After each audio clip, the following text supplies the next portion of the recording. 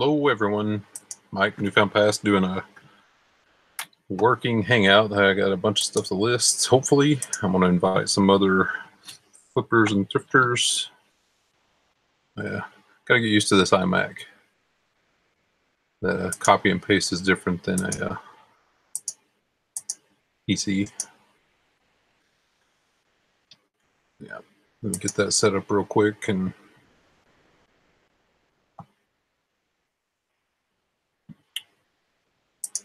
hop on over. It's funny, you go live on these things and there's several things you got to go and set up afterward. So,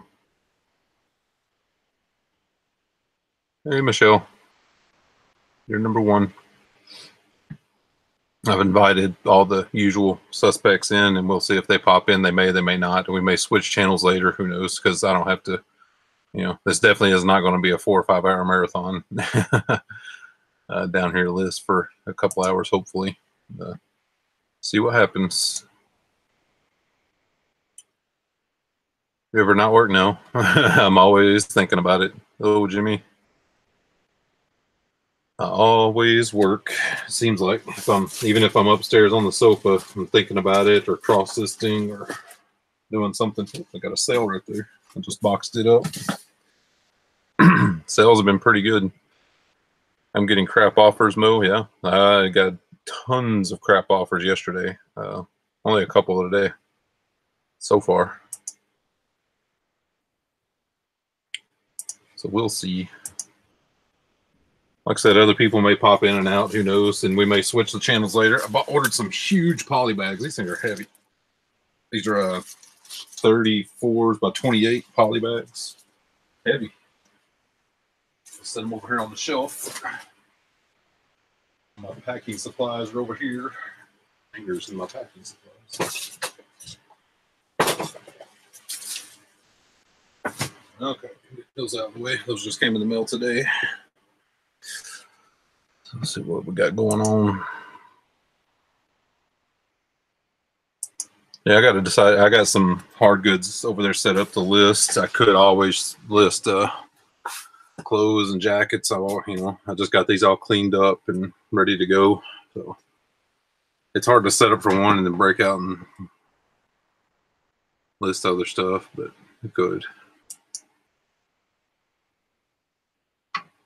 Hello, Land Shark Picker. I try to remember your name. I've heard it several times, and I'm just let me know.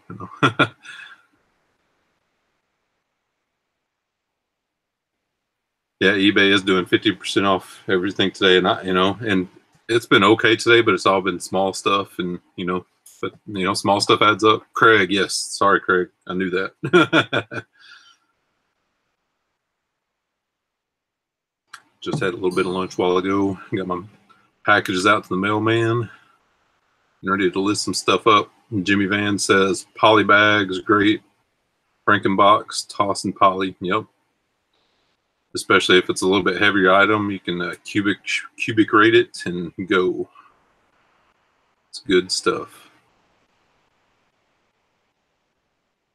The Dad's Vintage Garage, not stressing, but I have loads of, you probably meant death piles, right? Because we all have those. In my garage, I peeked out there a while ago, and I'm like, oh, gosh. I even told my wife last night, say I'm usually pretty picky anyway on items. I like to make at least a $20 profit, but I'm going to start being pickier because my storage situation is not good. It's not looking good. Nathan says, I just started watching your last one when I got the light. Yeah, we did one this morning when we was, well, at least when I was shipping up packaging up orders and parcels and stuff, and knew we were going to do another one this afternoon, and I figured I'd go ahead and start. Other guys may pop in, or we may switch to another person's channel. We may switch to Justin or Andy or even Lauren. We'll see. Craig says, not much eBay-wise here today. Had some okay sales later yesterday. Yeah, all my sales yesterday. We was talking about that earlier. I don't know what was going on with eBay, but all my sales were like at night yesterday. I had nothing during the day yesterday. And Justin was the same way. And it was a bad day in general. But, yeah. Yeah, Jimmy said he found out cubic shipping from us saved cash. Yeah, nope. That's the name of the game. And your regional boxes are on their way. Yep, you will use that regional A box to death because it'll save you money. I occasionally use regional rate B, but not very often, you know. But regional rate A all the time. Land Shark did 92. Yeah, I was at 140, I think, yesterday, which is just, it's below average, you know. But glad to have it, of course. But yeah, for a Q4 Christmas season, it definitely could have been better for sure. So the other guys must be busy, and because I invited them all when I started the video, but that's okay. I can sit here and shoot the breeze.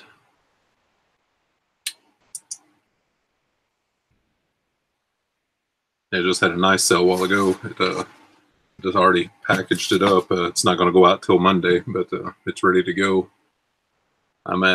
For today, I'm at 198.55 today, and that's an okay day in itself, but it's still early. Hope we can double that up, you know. But we'll see. And all those sales are on my main account. Nothing on my second account or my third account or on Amazon or on Etsy or on Poshmark. Oh no, it must have been lagging. I'm actually at 224.94. Did I just sell something else, or I don't know? 224.94.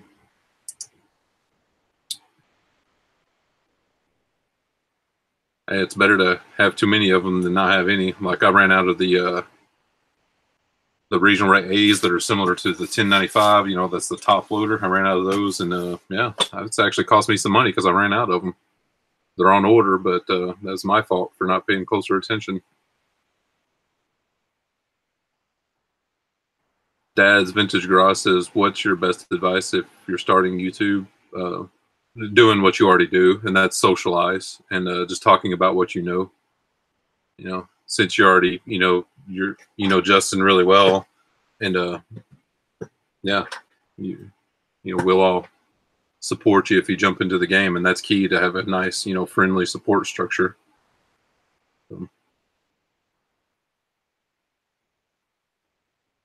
Better tips, yeah, too many than not enough. Hello, Larry. Dad's Vintage Garage have Etsy store. Any pointers? Etsy is probably my lowest priority out of all the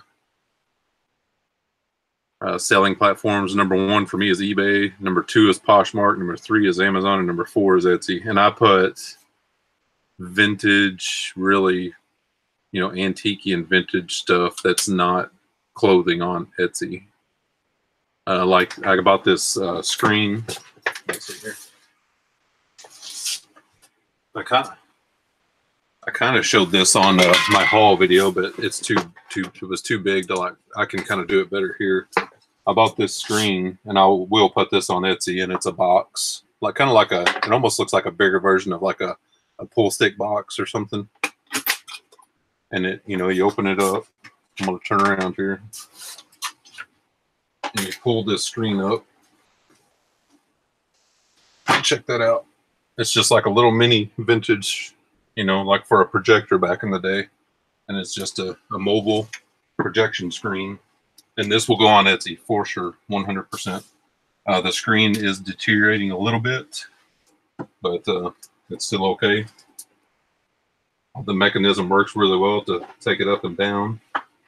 So yeah, this is the type of item I put on Etsy for sure. There are some listed on eBay, but no sold. So I just think vintage stuff sells better on Etsy. Has an old vintage leather handle. Yeah, pretty cool stuff. I have yet to list it on Etsy. I got to do that. But let me see here. Mo says a guy offered $8 on a $15 item. I countered with 10. You countered with $8.75. Yeah, I do that too. If they want to be cheeky, I'll be cheeky right back. You know, I had a guy, I just accepted an offer on a board game. A guy tried to do that, and I would just eke it down a quarter and everything, and we finally worked out a deal. You know, so.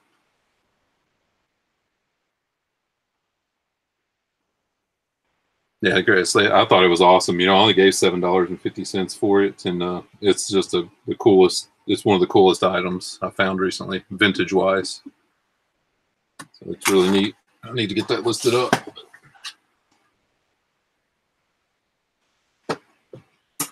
It's pretty cool. I'm surprised no one's popped in. Like I said, they must be busy or doing other stuff.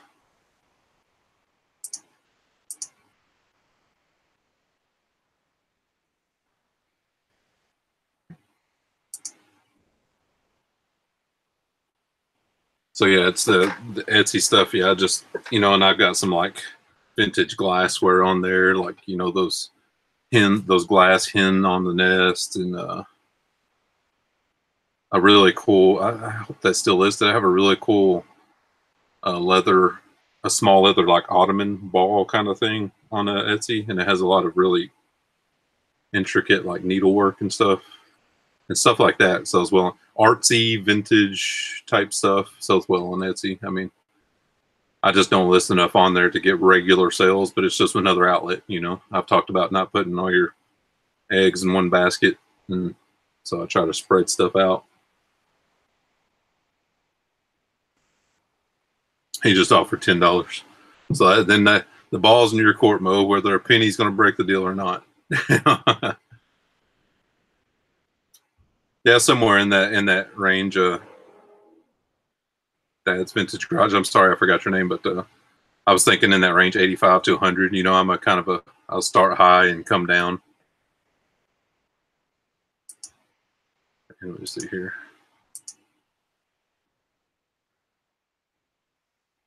I did the wrong link again. Redo this link.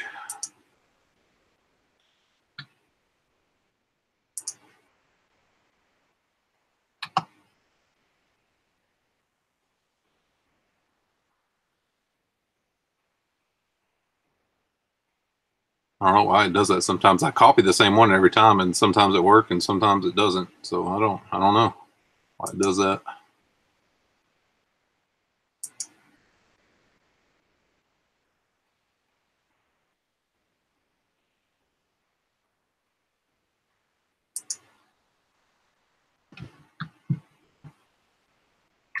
Sorry, I'm messaging Andy, guys. He's trying to join in.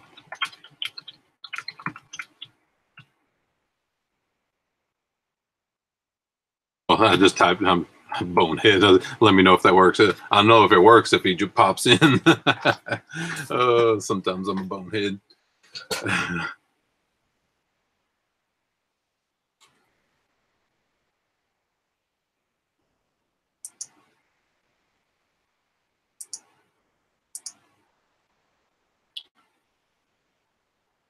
Land Shark talked to Craig, on the nest a while back. Milk, yeah, and that stuff sells okay. Not on eBay, but it just sells okay on Etsy. Low Diane. People don't get it. We pay for shipping materials. Yeah, yeah. So I like the back, and well, you still can, I guess, add a handling fee in for shipping materials, but people just want everything for nothing. But it's the consumer culture. It's all Amazon's fault.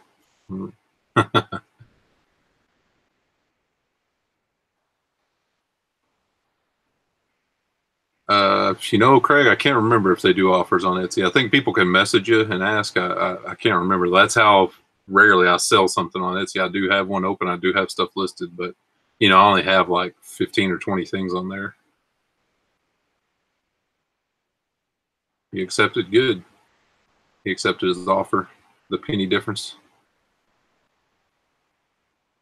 Yeah, wife's doing the laundry marathon today, and I'm doing the listing marathon. In between laundry loads, she's actually trying to make me a new logo, so that's pretty cool. Yeah, she's good at that stuff, the graphics and editing and all that stuff.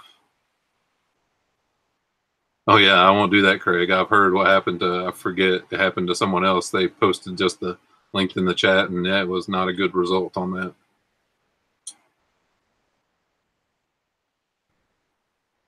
Yeah, PR's Puerto Rico.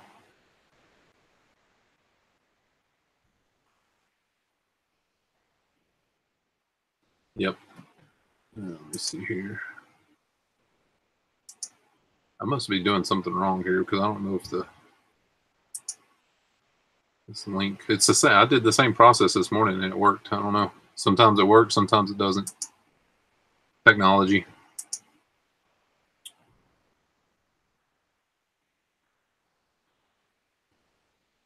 Craig, she does do logo design for me. She doesn't do it as a profession.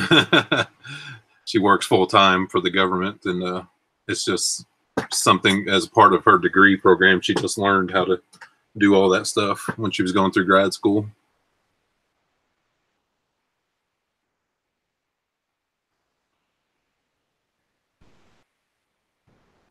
Hey, Glenn, how's it going?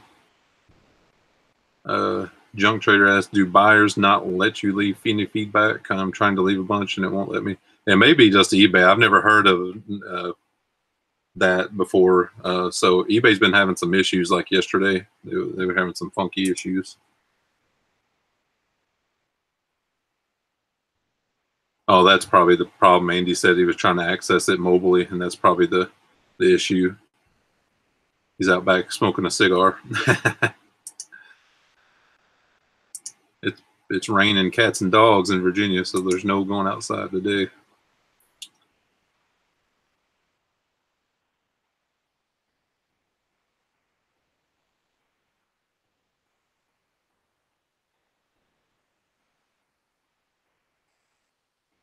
Yeah, Dan says he's at home listing. Yeah.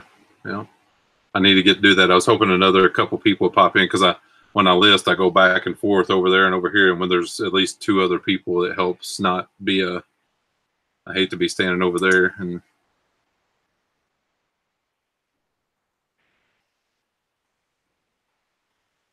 Huh. Issues with the links.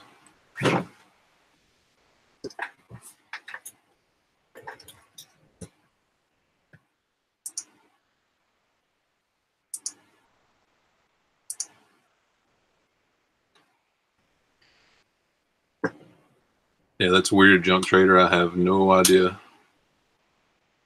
why it's not letting you leave feedback.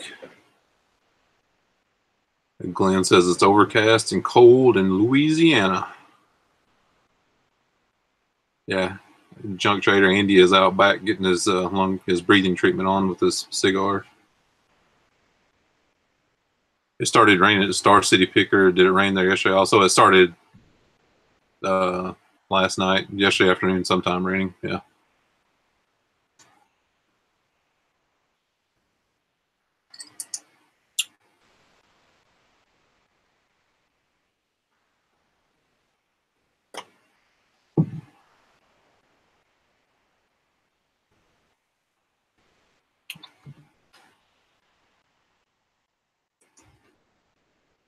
So you're still trying to figure out this chat stuff, this joining in stuff.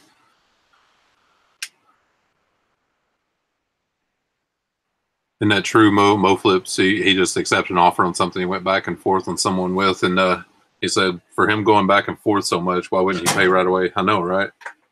He'll probably let it sit until right before you have to file a non-paying bidder on him before he finally pays.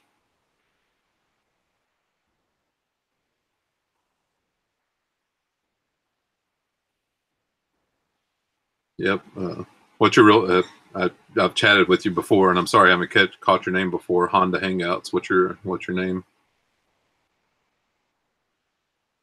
Because he says it's raining where he is, but he has to go out and do some Christmas shopping and maybe some sourcing. Who am I kidding? Anytime any of us are out, we have our eyes open for good item sales and get that right.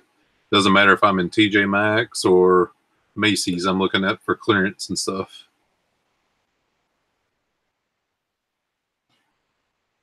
Those Star City Pickers in Roanoke.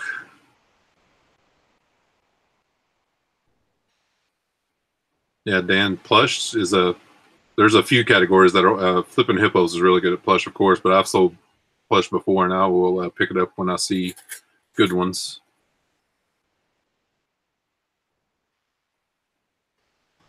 Will, okay, Honda Hangouts is Will. NH Guy is Dan. Honda Hangouts is Will. Swamp Picker is Glenn. Landshark Picker is Craig.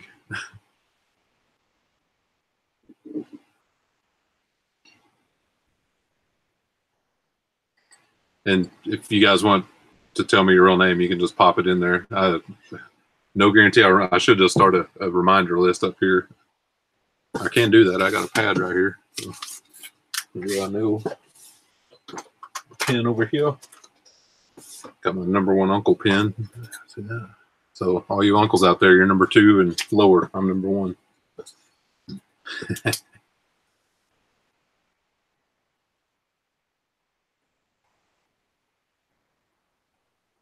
Write this down.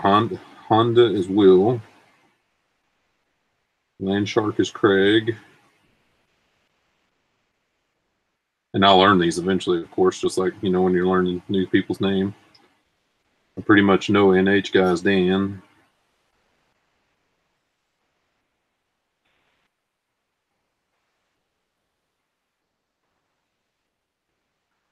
Nathan is Nathan. Yep, pretty sure I can get that one down.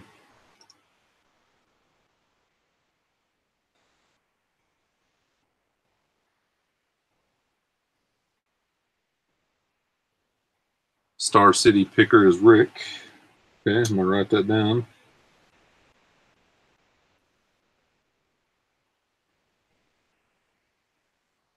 Got it.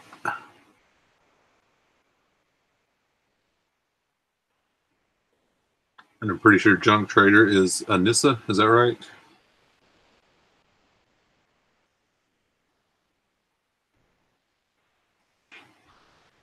Yep. I knew Swamp Picker was Glenn. I didn't know that.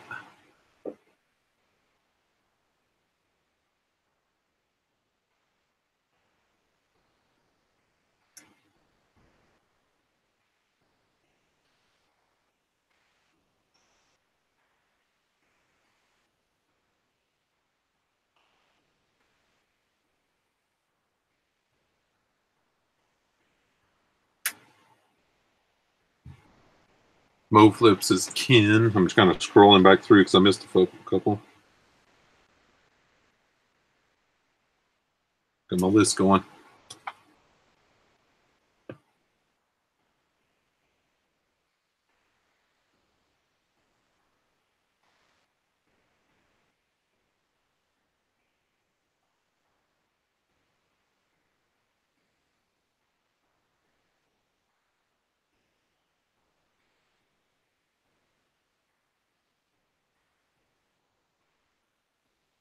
Way up here, Glenn asked any garage sales for anyone. No. Not at all.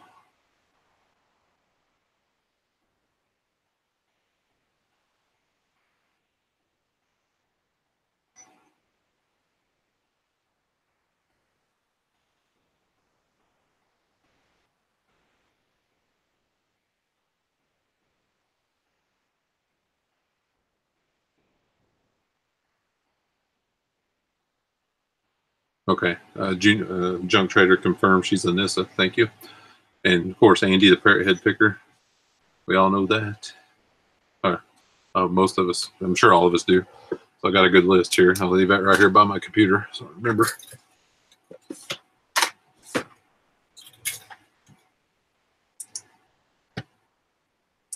Well, I'm going to kind of do a working thing, but I could sit here and drink my Diet Dr. Pepper and just shoot the breeze for a little bit.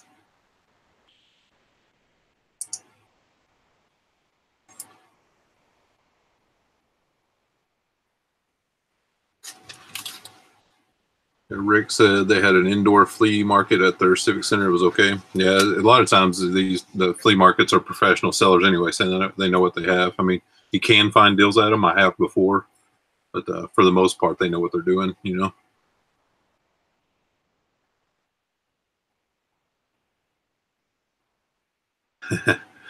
Andy got himself a free car wash today. That's awesome. I'm getting a free car wash because it's raining outside.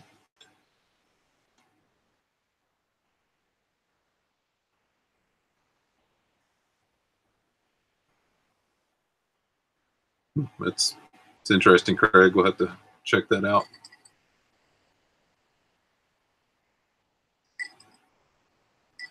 I had an idea years ago, but you know, when when smartphones just started, you know, so 14, 15 years ago probably is when my wife and I had this idea.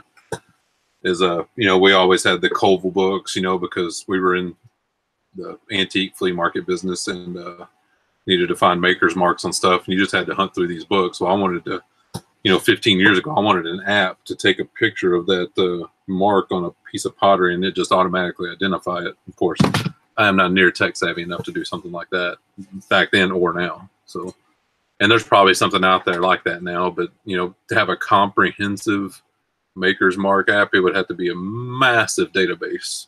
Because anyone in this business knows how many maker's marks there is out there on stuff and different types of items, from silver to porcelain, you know, ceramic, stoneware, glass. It'd be a massive undertaking.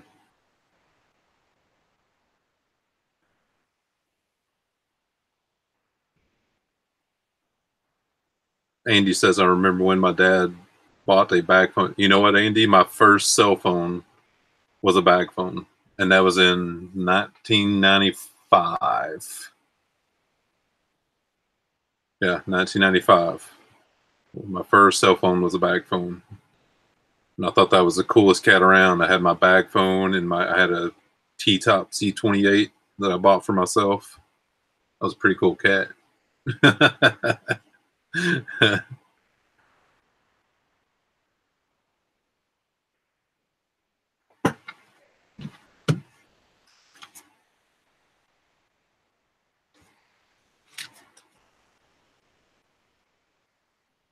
So I hope to get, I don't know, I haven't decided. I'm probably going to list some hard goods today, but I definitely need to list at least a couple jackets, you know, some of the more higher priced ones. So.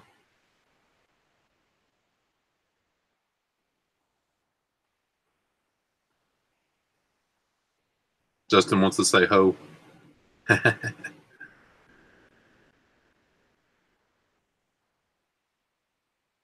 Yeah, Andy says nice right back then. It was a 1984, like I said, T-Top Z28, and it was pretty sweet. You know, I bought it myself. First car I ever bought for myself.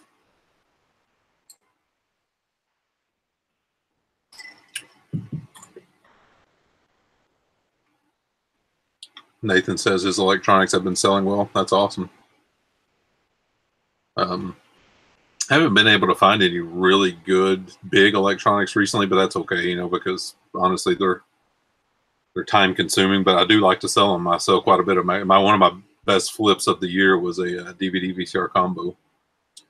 And I may do what I'm thinking about doing as a year-end wrap-up video is doing all those highlights, all the best, you know, sales. Well, it'll be since May since I started doing these videos.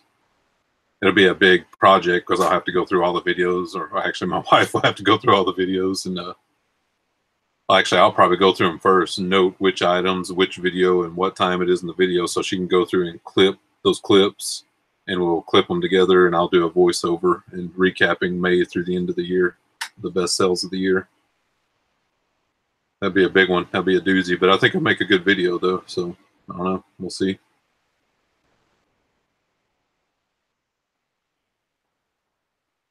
I don't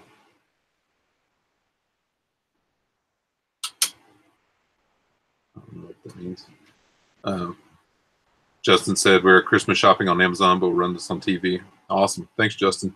You know, every minute counts. Every minute helps. You can stand this scraggly beard on there on the big screen. Andy said he's going to run to Walmart and grab some Bluetooth earbuds so he can work and listen. And still, okay, will be. May as well. I may be up and around and actually listing some stuff. So we'll see.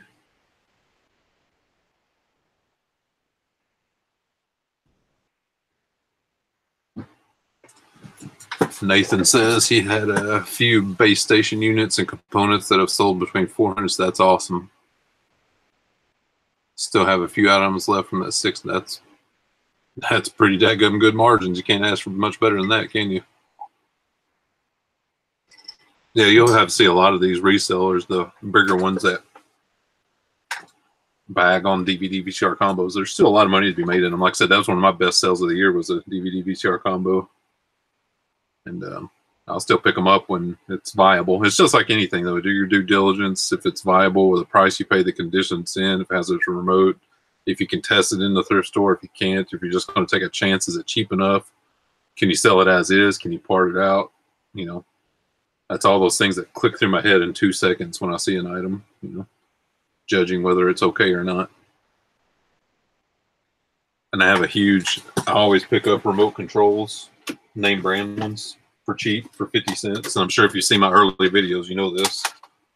But I have remotes that would go to almost anything. So if I find something without a remote, more than likely I have it, because I have, you know, a big storage bin right behind me full of probably 100 and 120 remotes. It's just what I do, though, because like I said, they're only 50 cents a piece. And if I have to buy a remote to pair with something, it's usually going to be about $10 to $15. So, yeah. It's one of those little ways to save a little bit of money.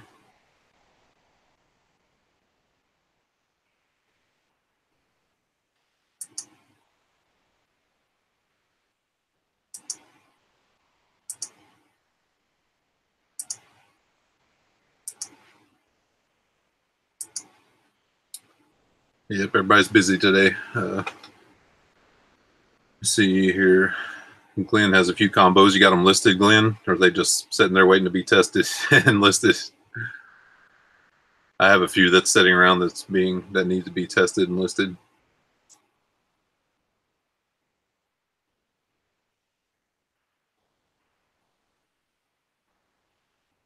Oh yeah, remotes. Glenn was talking about remotes. Some can be more, and they can. And remote controls, depending on what they are, can go way higher. Nathan asks, are you able to send offers to watchers on eBay? I'm looking for that on my page. Yeah, let me send you the link real quick if I can pull it up.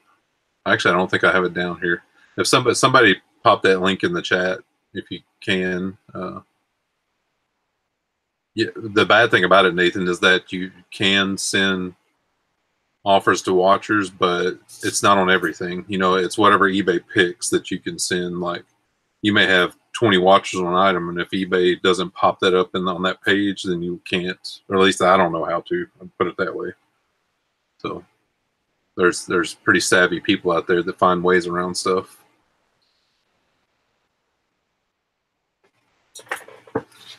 And this sold, yeah, Bose remotes for good money. Yeah, and those are different kind of remotes too. Those are RF remotes, I think they are, radio frequency remotes. Bose stuff is always good. I pick up, if I find it a good price, I'll always pick it up. I've sold AC adapters, remotes. It doesn't always have to just be the speakers or the big units or anything. The little stuff sells. Yep, name brand power cords. Yep, I just sold one last week. I sold I don't know, this is my sold video. I sold an AC adapter.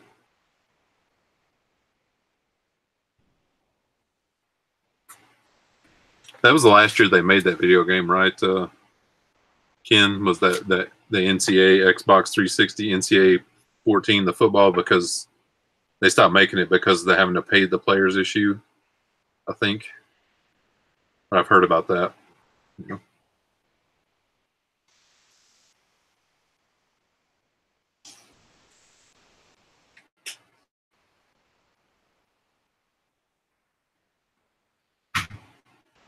Yeah, Jimmy says he's got a ton of watchers and offers on an item, no bids. They're playing the buyer's game hard. Yeah, and just be patient. If you can, be patient, because all it takes is one person, and that thing will be gone. And this is, she paid $1 for the Bose remote and sold it for 50 shipped. That's awesome. I love it when I pay $1 for something and I sell it for $50, $60, $100 even. That's great. I sold something recently that I paid $4 for that sold for almost $150. Really good stuff. You'll see it in my what sold video in probably 2 weeks.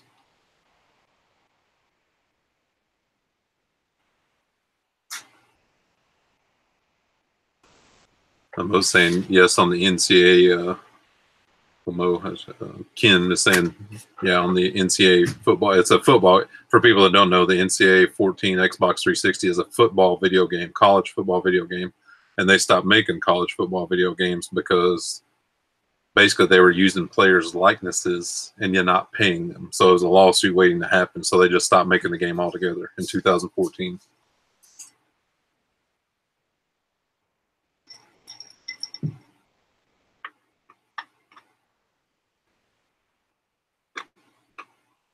Yeah, Jimmy, just got to make that call, for yourself if you're willing to wait for a little bit, or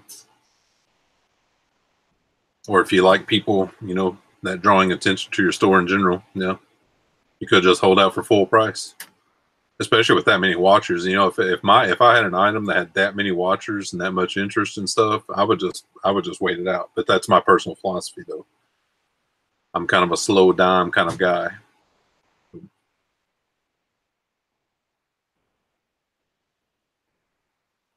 Hello, Rob. How you doing? Welcome to the chat. It's just me. I invited a few other people in, but everybody's busy. Andy ran to Walmart. Justin's Christmas shopping, which I understand. You got to do that stuff. My wife was putting together a box for one of our nieces earlier of stuff we've collected to send to her.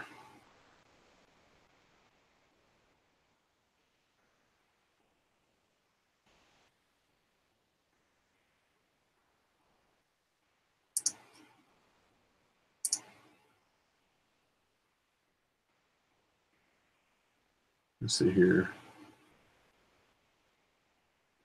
And Nathan says out of 40 plus items they're allowing me to send offers on for. Yeah, I have, I usually have about 900 to 1,000 listings, and they only let me send offers on like 10.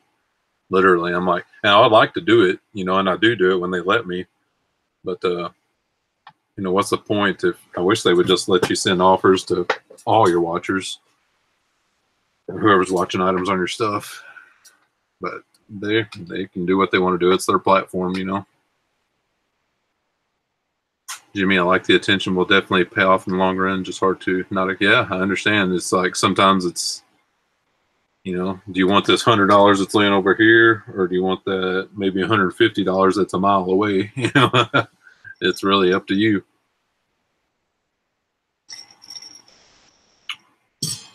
It'd be nice if something else sold. Almost 3 o'clock. I don't know what I could send out some more invites. Since the incident with the adult content, when someone put their Google Hangout link in the chat, people don't do it anymore. I didn't do it, but so now we have to have each other's emails or be friends on Facebook. Have to figure out a way how to do it again. But yeah, I don't know everyone's information, so I just know 4 or 5 people's information.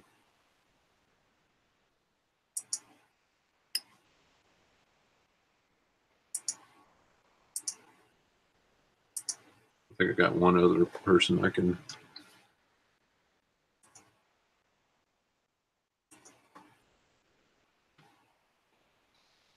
Well, of course I messed it up. Let's see here.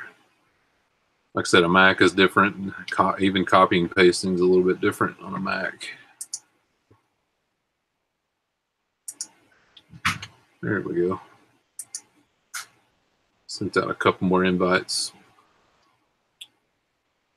So I can talk random nonsense for a while, but like I said, if we have 2 or 3 other people in here, I can actually work and kind of listen, and the chatter goes back and forth. We'll see.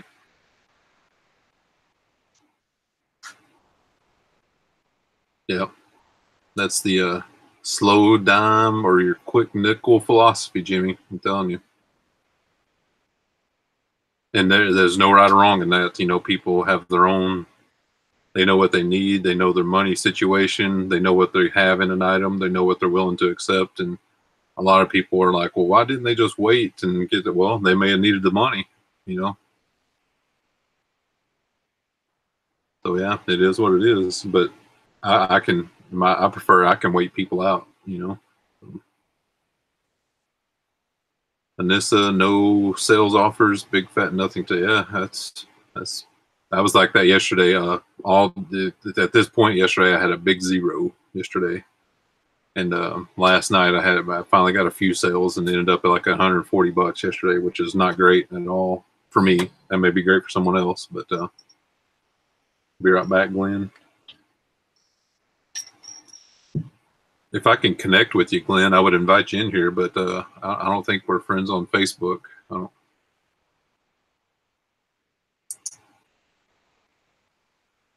Just don't know. Facebook's been acting weird too. Like my whole wall thing is not coming up. But yeah, people talk about their philosophies all the time, and Scott, the bearded picker, is this way. He sells a lot on Amazon, and at Amazon, it's an inevitable race to the bottom if you have a lot of competition on a particular item. But he'll wait people out, and I don't blame him.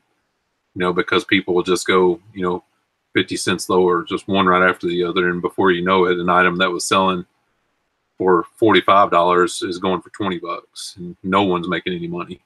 So. But like I said, you got to pick your own philosophy.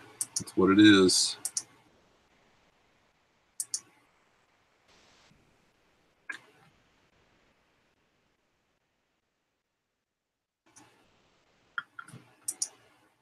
I think I found you, Glenn. Yeah, I did. Here, I'm going to send you a Hangouts invite. Yeah, that's definitely you. I thought I had you on Facebook, but I wasn't real sure. So if you're still there, I sent you an invite on Facebook.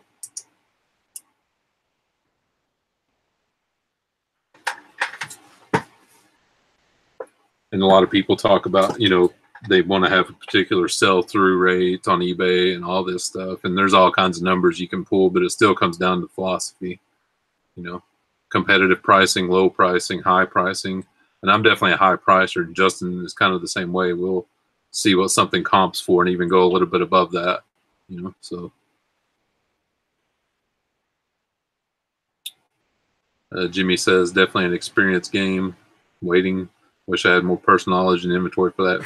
And you'll get there. I mean, you got your foot in the door, and it's just, I talked to one of my live videos, I talked about learning stuff and how right now in this society, the word ignorant is a weaponized word, and people have a bad reaction to it. It's not a bad thing. It just means you don't know something. I don't know near enough what I should, and I've been doing this for a long time, and I learn something new every day, and I'm ignorant of a lot of things. So, yeah. The thrift trader says they're an ambitious pricer. Yeah, me too. I am and I've set the high bar on a lot of stuff on eBay. Like if you go in and comp stuff, you're checking solds and you see that high number, that's me a lot of times. I said, I sell it at that price a lot of times. Let's see here. Dad's Vintage. I'm sorry, I forgot your name too. Dad's Vintage Drives. Let me know what it is now. I'll note it down here so I don't forget. What is your thought on a matching price for listing and beat them with the photos? Absolutely. I'm a full on. I even go higher price and beat them with pictures and description. Because you'll see a listing, say for a good item for say it's $150, but they have 3 pictures listed. Yeah, go even higher and do a better description, better price. I mean, a better description, better photos. And your item will sell better because people think about it. Put yourself in the buyer's shoes, and all of us are buyers. I would rather go after an item knowing it's in the condition I know it's in. It has great, clear pictures. It has a really good description. It even has its flaws listed. So yeah.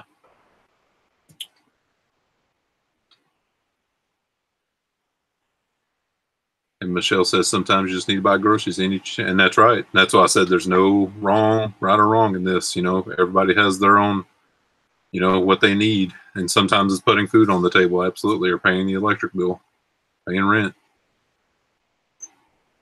Absolutely correct.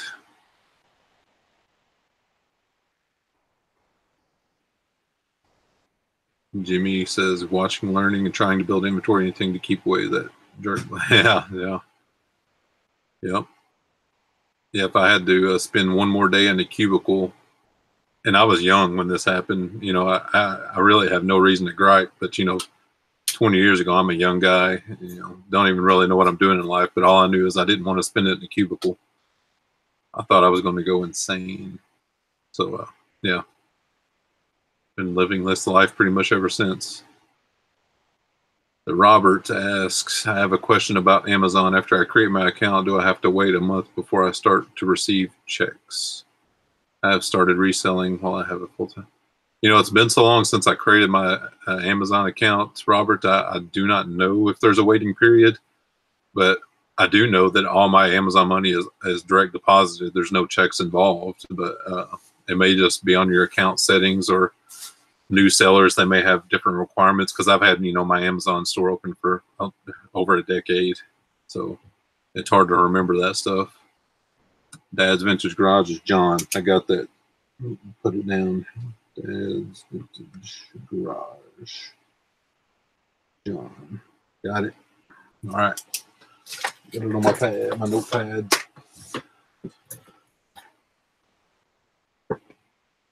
I sent it Facebook. Let me check it again.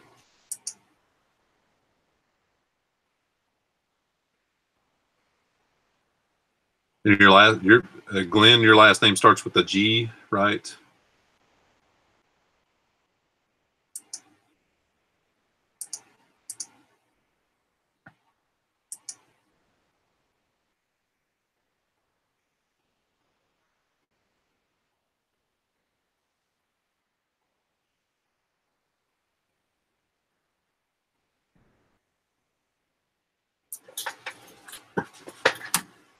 Yeah, the direct deposit, John, every 2 weeks on Amazon. Yeah, it is. Yeah, the payout, but it is a direct deposit. Oh, maybe I had the wrong one.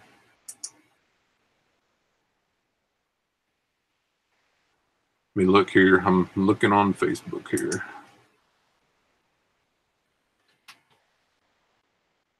Oh yeah, I had that right. I sent it to you. I sent it in Facebook Messenger, Glenn.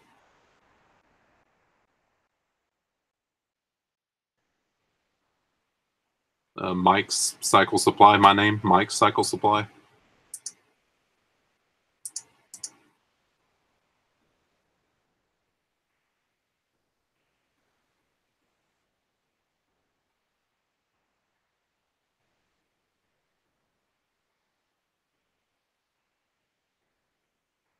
And this says that Glenn put it pretty good on one of Lindsay.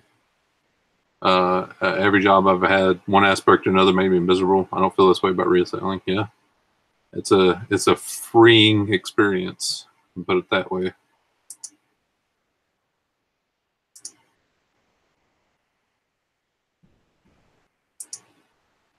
Oh, Glenn, it was my fault. I think I got you now. I'm trying it again.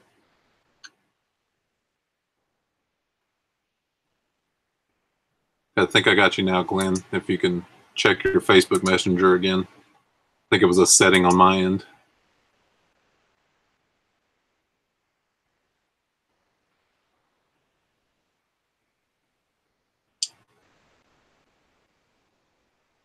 Jimmy says $100 a day will keep me from the time clock. I'm single and all my stuff is paid for, so I'm like, I guess more opposite. Yeah, absolutely. And you have that bare minimum goal, and that's what you should hit first, and then just build from there.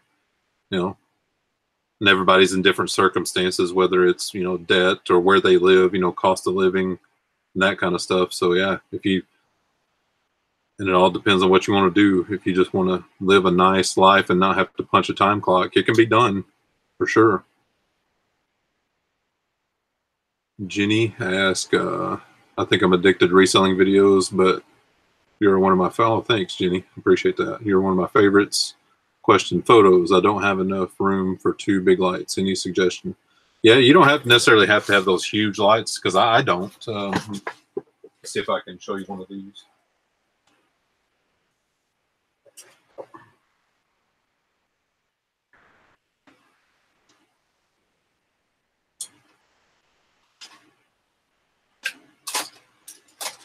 I'm going to try to set up Amazon affiliate links, you know, so I can maybe get a few cents from these. But I got these little ring lights, and they're not that expensive. And these are only like 4 or 5 inches.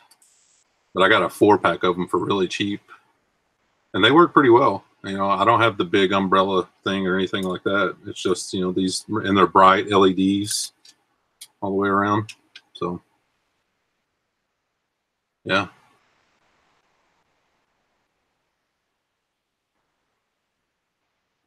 Gate City Picker, what part of Virginia? In Northern Virginia, Washington, D.C. suburbs.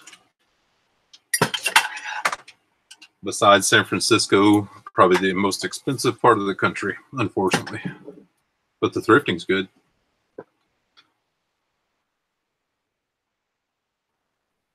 Nissa says she's trying to hit the $100 a day also. Lately, it's been tough, and it is. It's a slow burn, you know. And don't be afraid if what you're doing is not working. Try to shift and learn about other stuff. I can't tell you how many times I've like, well, this isn't working, even though I may like it. I need to just do something else.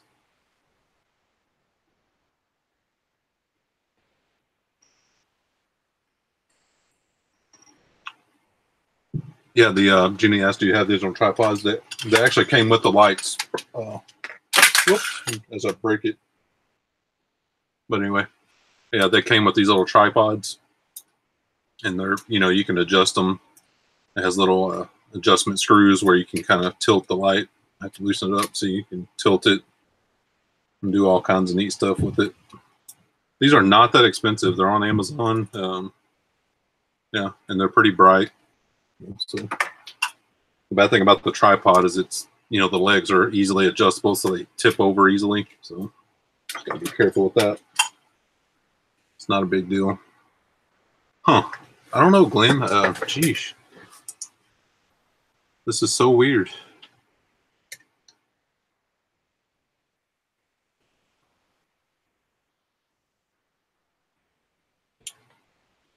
I'm going to try a whole new message, Glenn. Let me see here.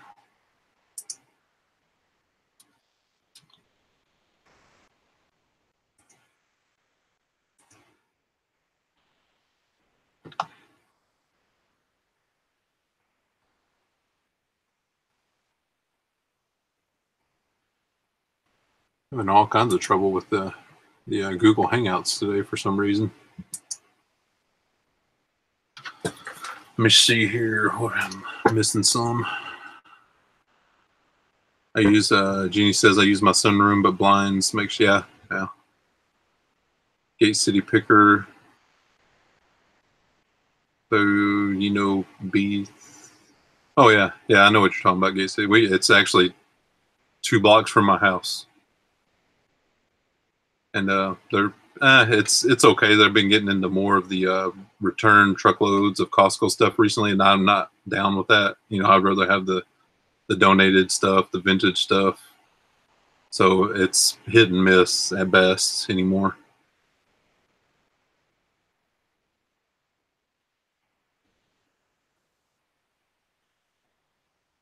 Oh, you have 2 Glenn pages, the one with the van behind you. Okay, let me look at that.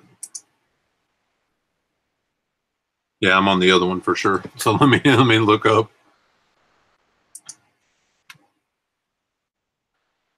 You may have a friend request popping in from me.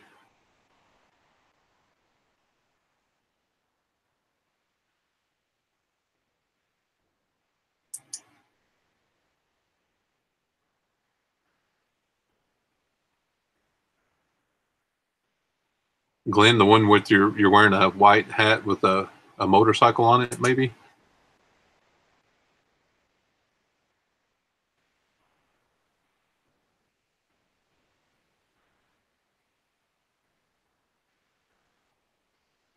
Sorry guys, we're trying to get Glenn in here, but we got to connect on Facebook first. Let's scroll back up here. Diane, I use 10-inch ring light.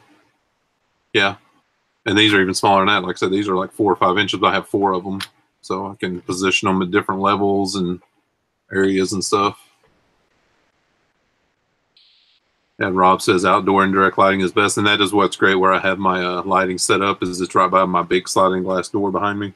so I can open up the blinds on the sliding glass door and get a lot of natural light, as well as with the ring lights.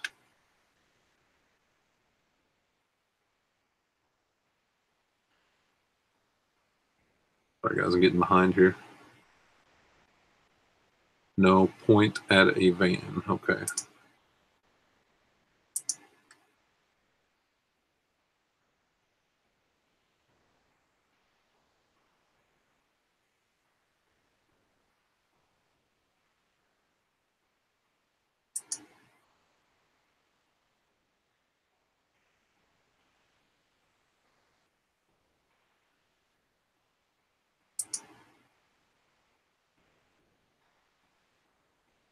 Well, that may be it, Glenn. I'm going to try this one. What was that? Oh, just an offer. Low ball offer.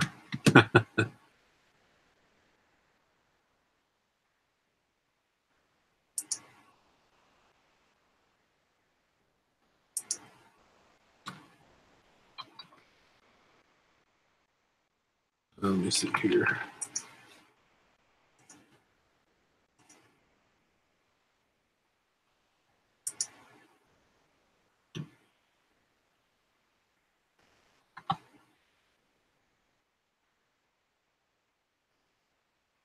I think I may have got the right one, Glenn.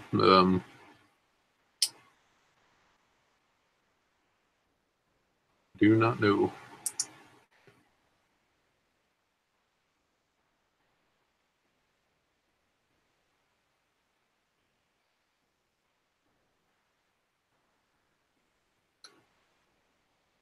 Okay, let me just catch up here again. Okay.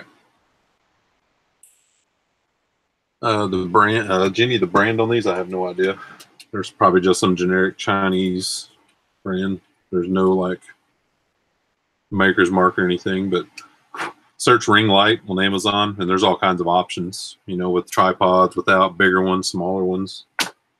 And they're pretty reasonable, you know, because, you know, they're direct from China. So Cisco Raw, any experience selling typewriters, worried about how to pack it safely? I have sold a lot of electric typewriters, but none of the old big cast iron heavy ones, you know. It seems like those are very, very slow sellers, those big ones. But the electric ones from like the 80s and even the early 90s sell really well for me, the Brother electric typewriters.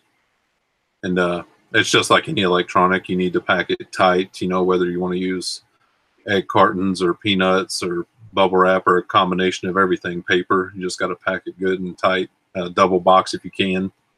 So, yep.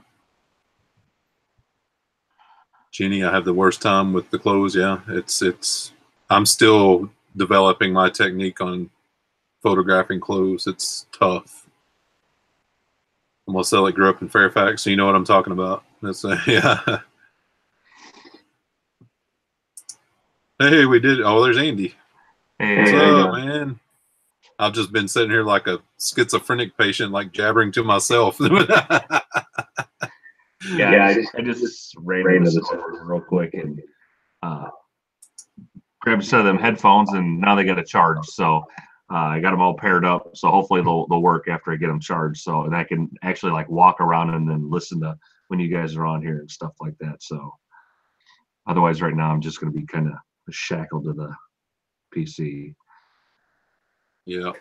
Because otherwise it kind of echoes and you get that feedback through there, and I don't like that. So yeah, you'd have to mute it, and yeah, it gets to be kind of a pain in the butt. But yeah, I got a bunch of stuff I got to get steamed up, and I want to get all done and all ready to go because we got our granddaughter tomorrow night, so I got to try and get as much stuff at least prepped as I can, so that way I'll be upstairs and like that with her, and whenever she's occupied doing whatever, then I can work on my stuff. So we'll see how that goes.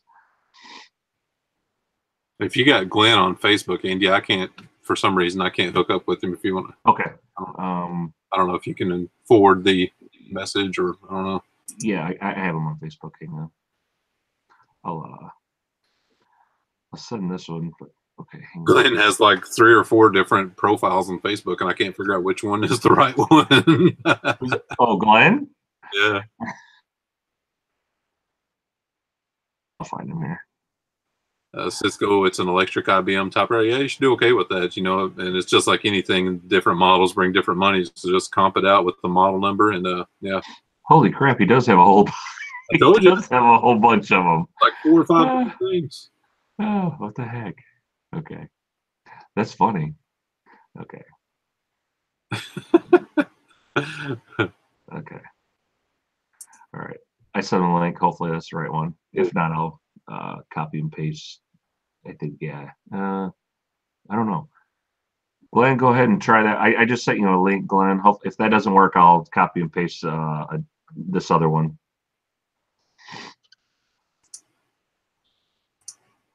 I never thought I'd be the old guy with technology, but apparently I am. I just could not figure out. Hey guys. Hey Glenn, we finally figured it out. I actually got two of them. I got a personal one, which I actually went about a month ago and wiped everything out pretty much. Got rid of all my friends because, like I said, basically I use this one for my reselling. My other one was like kind of the high school and other junk. Yeah. And eventually I'm going to get rid of that one. And I got one from my work which says Mike, Marie, and Glenn. Yeah. Whatever. I use that for work. But I used to have KTM on it, and they kind of got on about it. You can't really have a business one, whatever, per se. Free on the free deal. So I just put our names. I almost picked up a KTM hat the other day, but it was pretty rough, so I ended up letting it go. I know that KTM stuff goes pretty well. All right. Now it's the real working hangout. I can actually get up and do some stuff. Well, I see how it is. Just wait for us to get in so you can do crap. That's pretty sad. I was telling people about lights and all kinds of good stuff. It was fun. Yeah, I'm hoping to be able to get all mine upgraded here. I'm getting excited. So another about a week or so, and what's it, about 2 weeks to Christmas, isn't it? Yeah. Yeah. Gosh. Yeah. Week in a couple of days, you know.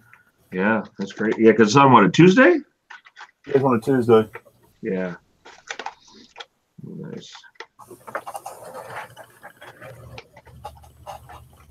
My wife is doing all kinds of laundry today, and we have our vent vented into the house down here, and it's getting warm down here.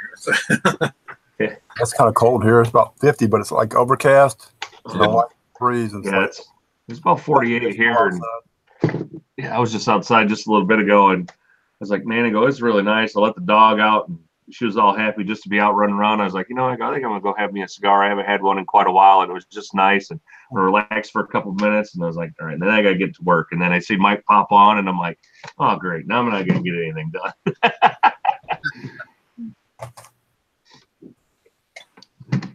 You can get something done, can't you? I will. Yeah, like I said, I'm hoping I can get these headphones to work because I figure that's gonna be my best option to where I can actually like move around but still be able to hear you guys.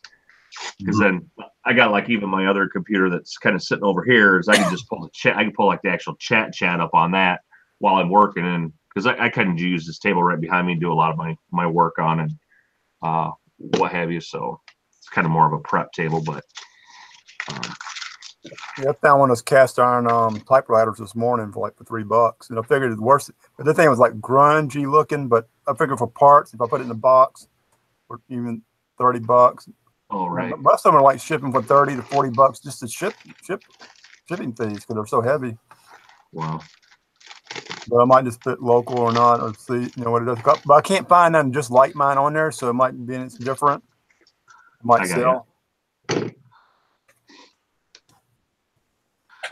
I think I'm getting old, man. I've been noticing, man, a lot of my photos lately. I've been having to like retake photos because I don't know if I'm getting shaky or what, but some of my pictures have been getting awful blurry lately. So I don't know what is going on. Well, your blurry is still better than our good photos. No. I mean, like they're like so bad I can't even like read them. Like I just had to retake a picture of the size tag and the label on this thing. Shirts, huh? Yeah, it's actually really cool. It's got like these parrots and stuff on it. It's pretty. It's one of them Paradise Found, like the Magnum PI type. Yeah. I think that's the brand of the Magnum PI shirts. I found one of those. Yeah, I was trying to list that this morning, and I was getting it all ready to go, and I was like, ah, crap. I go, I can't read the label's all blurred, looks like garbage. And then I was going to put a pair of shoes up, and one of the photos of my shoes looked like crap. And then I had a third one. So I had like 3 out of like this group of photos I had all done. Like, then I always take it, I do like, I usually got one laying around here. I'm surprised I don't now. But yeah, a lot of times I have, I do this a lot. Like when I'm taking photos, it's like I write down like what everything is, like my measurements. And I kind of have it kind of like that. And then I lay that on top of my item. That way I have all the measurements and my bin location right on top of the item. So when I'm doing my listings, it's all like right there. I don't have to go back and redo it. And so one of those sheets was, or one of those pictures was all blurry. I couldn't even read my sizes and stuff. I was like, gosh darn it. I go, I got to redo that one. I was like, man, I go, I'm just a mess this morning. No, I wish Poshmark would have like a deal where when you put in your clothing, where you pick jacket, it would pull up like a blueprint of a jacket, and you would fill in exactly. numbers. Yeah, a lot of times I just the length of the shoulders, shoulder to shoulder, armpit to armpit, length, height. It would be all in there, so when a person clicks on it, they would see all the measurements and all that. Yeah, that would actually be really nice. Click on if you're selling pants and hit pants. You know, the inseam, lower, the bell bottom, the bell, and all that. Yeah, you could just take and plug all that information in. Yeah, that'd be great. That would be great. It would really put them a cut above eBay if they did something like that automatically. Well, especially being there more clothing oriented, they should, you know. Yep. Yeah, exactly. So that would up their game, you know. Yeah, well, they got that. I don't know if you ever checked out that website. It's called Sizely, which like you can go there and like they have templates on there of all different sort of things, and you can actually like just type your stuff in there, and then you can actually like then download the image of like how you measured that specific item, and then it saves it.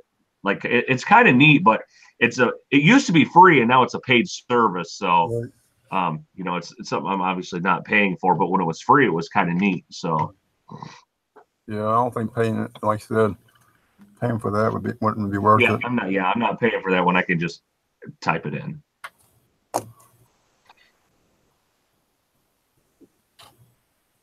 was that called? Size Me, Andy? Is that what that was called? It's called Sizely. Yeah, it's like I'd have to. Yeah, this is how it's just it's actually kind of cool. It's I think it's like. I think. Somebody's got an Android phone. I heard that little. Oh, that was me. Yeah. Yeah. Do you use the Android eBay app, Andy?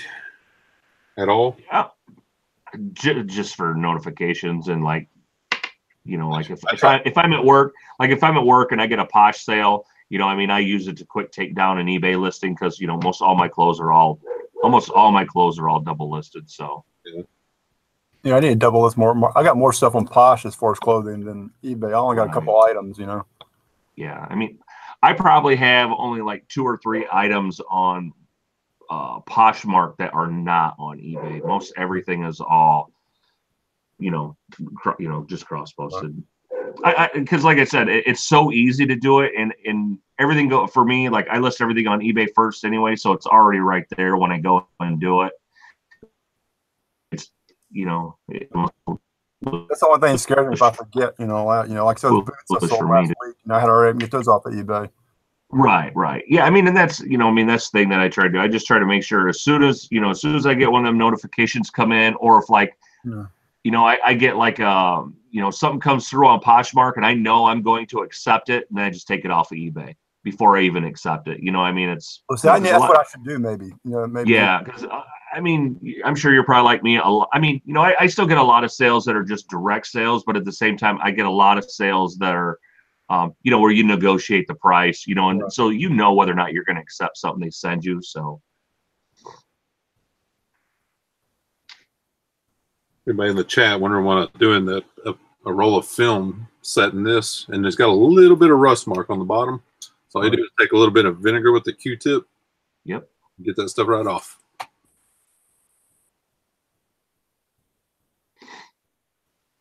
Hello, Mo. He's in here. Yeah, it cleans that right up. It's a pretty cool little camera. It's a Canon waterproof 35mm camera. Nice. That's all you had back in the day, you know, before the digital. When I used to go bike rides, we used to buy those disposable cameras. When I used to go to Colorado, I had 2 of those cameras on me. That way we take pictures. How much better would it be to have like a GoPro today or just in a digital? Well, heck, you just use your camera and your telephone. Yeah, everybody has video and camera access all the time. No, that's like when I was this picture here. You know, a lot of seeing the deals a lot of time. All these pictures were taken basically with like the disposable cameras and all that. Command post speaker said, "Holy crap, you guys are working all the time." We do a lot of BS, and that's for. Oh, that's pretty cool. I could definitely do more work, but I enjoy doing it. It does make it easier. I mean, you know, you guys. Well, I mean, I know Glenn has a regular job, but you know, like you and Mike and Phil and all them guys. You know, you guys all get together, and you know, you guys all. You know, this is your job. You know what I mean? Yeah. So it's nice for you guys. But the good thing about working here, I can do a lot of my eBay stuff here. You know, right? All that being, I'm somewhat self-employed. You know, like you know. I know a couple guys there interviewing one guy one time. He said he worked for a big company, but he had a special room where he kept all his stuff down. Really? Wow. He was kind of on the corporate side, and he said, "Yeah, man, they give me the space to do my eBay stuff. You know, to store it here." Oh, that's a heck of a deal. Yeah, it's you know how much storage units cost in warehousing space.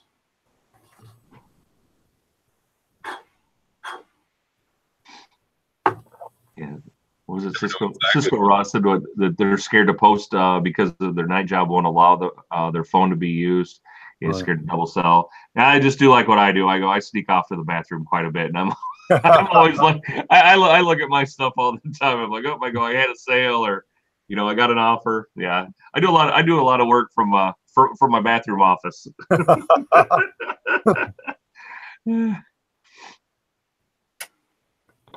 Yeah, we can't have phones out on the floor where we're at either. Actually, they just I was talking earlier with and we might have been in a side chat or whatever, but they actually just termed a guy I work with. He'd been there 2 months short of 19 years for being on his phone at work. Jeez. And I'm like, you know, that is pretty brutal, man. You know, I mean, you know, the guy knew the drill, but at the same time, you know, as a manager or supervisor, that's just something that you just turn and walk away, or you know, you say, hey, come on, man, put it that way. You know the drill.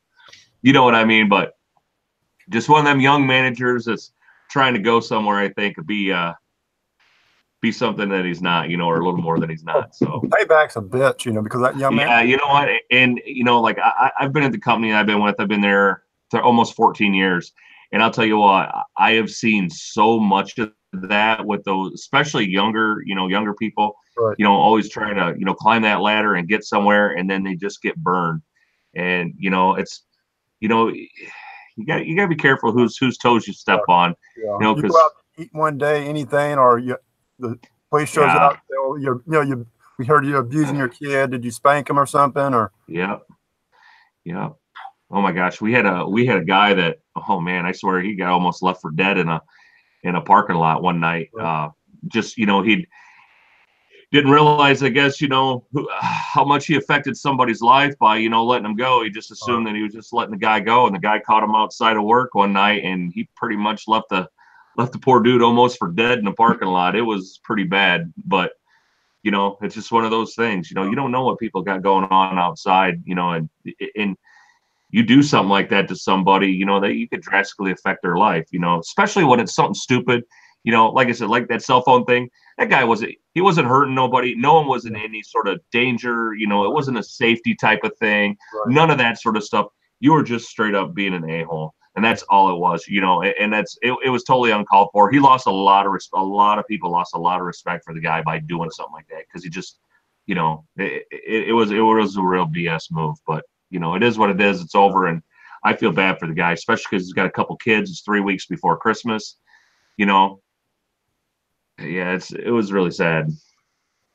Where I grew up in Arkansas, there's a company, and I won't name the company, of course, because right. I ended up getting sued or something. But yeah, I have family members that have worked there and do work there, because you know where I grew up is a blue collar town. It's a factory type town, sure. And this company's like any other company. They have pension plans, or not pension plans, retirement plans and all that stuff, and matching and all that crap. But Oh yeah, they are well known for firing people right before they're like fully vested and stuff. Like, yeah, yep. Sounds exactly like kind of where I'm at. I know, I understand people need jobs, but I would never work at a place like that. You know. Yeah, it's. I don't even understand how it's legal, you know, but it is. Right. Well, and when you don't have a union to help, to help protect, associates or stuff like that, I mean, and yeah, it's definitely frustrating. Hey, Thrift Raider, you doing any garage selling this morning in Baton Rouge? Actually, I ran into her a couple of times down here.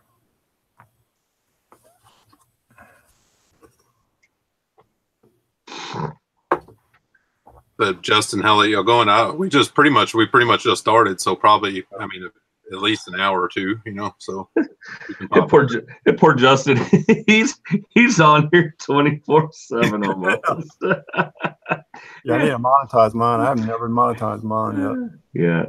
And, it's funny. It's like I get jealous. I see you guys, I'm at work, or I see, and I get that notification. I'm like, gosh darn it. I go, you guys are live again. And I'm like, I'm stuck here. I go, I just want to go hang out with them guys. Oh, you have to do a bathroom break. Yeah, right. Well, it's like, I mean, I have my phone in my pocket, and so it starts vibrating, and I'm like, okay. So a lot of times I'll just pop in real quick and pull my phone out. I'm like, going, them guys are live. I'm like, gosh darn it. I go, I know they're not doing anything, you know what I mean? But it's just fun to, like I said, even just being in the chat, you know what I'm saying? I mean, it's nothing to see 50 people, 50, 60 people in the chat. Like, I mean, what we got 45 right now, I mean, they just enjoy, I mean, they enjoy this sort of stuff. And, I mean, I just enjoy just like I said, hanging out and just watching and even just listening, like I said, even if I can't be on, it's still just nice to just, just see what you clowns are up to. You know what I mean? Yeah. Thrift Raider, I found these 2 boxes of these filters. And they were open, 3 in each one. So I should be able to get about $20 for them, Thrift. I found this morning. I'm not sure I'll get maybe $15 free shipping or $20 free shipping. No. And I also found this filter Raider. I paid 50 cents for it, but they go like and sell this in 6-packs on eBay. They go over like $110 for 6-packs of this, little 20 by 20 filters. But I'll sell it local for 15. I can just pick it up at my work. Hey, swag.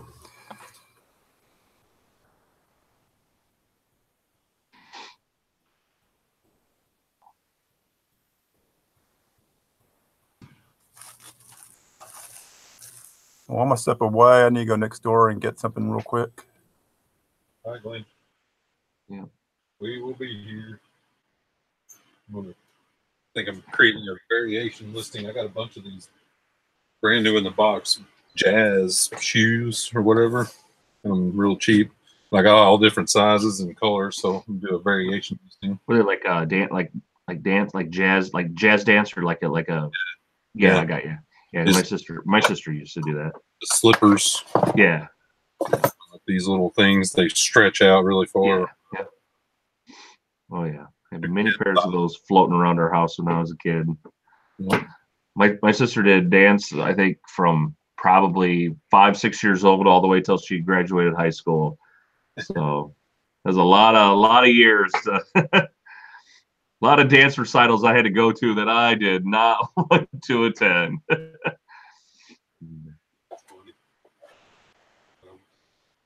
These are definitely all kid sizes, but kids, are usually who involved in this stuff anyway.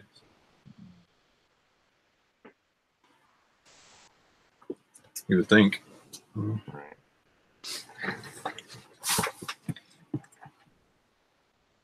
Yeah, I've never done a variation listing, but let's see how it goes. Usually when I find stuff, so the thrift stores I go to and stuff, it's all one-off things. I rarely find multiples, much less a wide variety of kind of the same thing. And that's what these are. There's some different sizes, a couple different colors.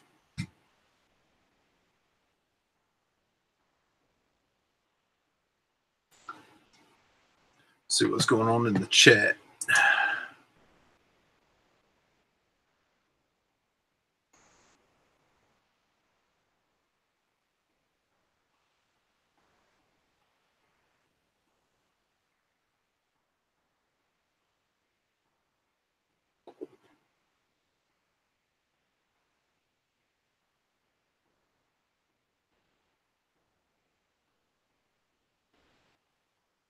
People are talking about the Goodwill outlet, and they call it the bins and stuff. And it's weird in this area; they don't have a Goodwill outlet in this area in the immediate vicinity. The closest one is down there in Richmond with Justin, and up in Baltimore.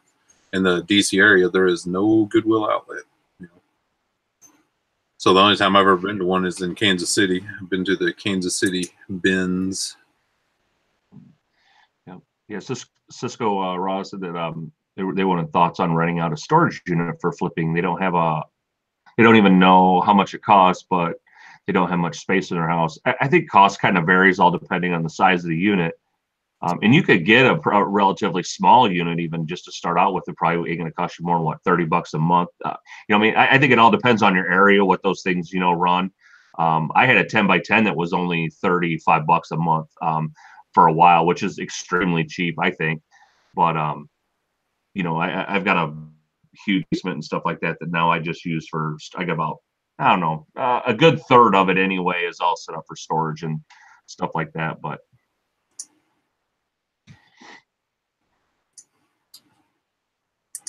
yeah, if you don't have a lot of room, bins are definitely an option. Yeah, it's the storage. Like in my area, storage units are prohibitively expensive. So I try to just make it work out of my house. I would like to grow bigger, quicker, but yeah, it's just in this area. Is everyone still there? Uh-oh. Andy, can you hear me? Yeah, I can hear you. Sorry, I was like, I hit something on the YouTube, and I'm like, I didn't know if I. Oh, okay. Yeah. Justin just sent me I think he put it in our group, but Michelle Lathan was on top of it. Thank you, Michelle. Yeah, I saw that, and that's what I was trying to do. Yeah, you don't even. Yeah, it's not even worth acknowledging. I mean, just some of these people. It happens when you do stuff like this. You know what I mean? Unfortunately, Craig, that's why I was talking to you guys earlier. When you guys kind of started doing this earlier, I was like, you guys might want to make sure you get some wrenches. They go, I'm just throwing it out there, but you can't have too many of them. I'm like, because some of these guys are really, really on the ball, man.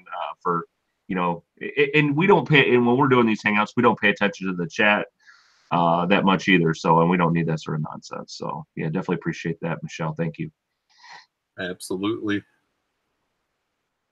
And for the longest time, I have never gotten trolled. And this is like the second time out of the past 4 that somebody's done some nonsense. But oh yeah, I mean, and like I said, you get it. I mean, you're streaming so much. I mean, because like if you just go to YouTube itself, like it shows, and it doesn't matter whether you do reselling, whatever you do, it shows live feeds. Like it just pops up. People that are broadcasting live. So.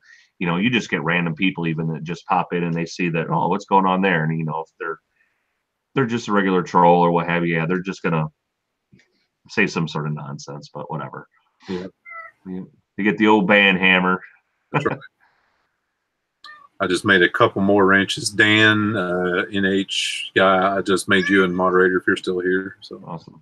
Yeah, especially the good regulars and the people that participate. Definitely. Hey, Mike, Crazy Card.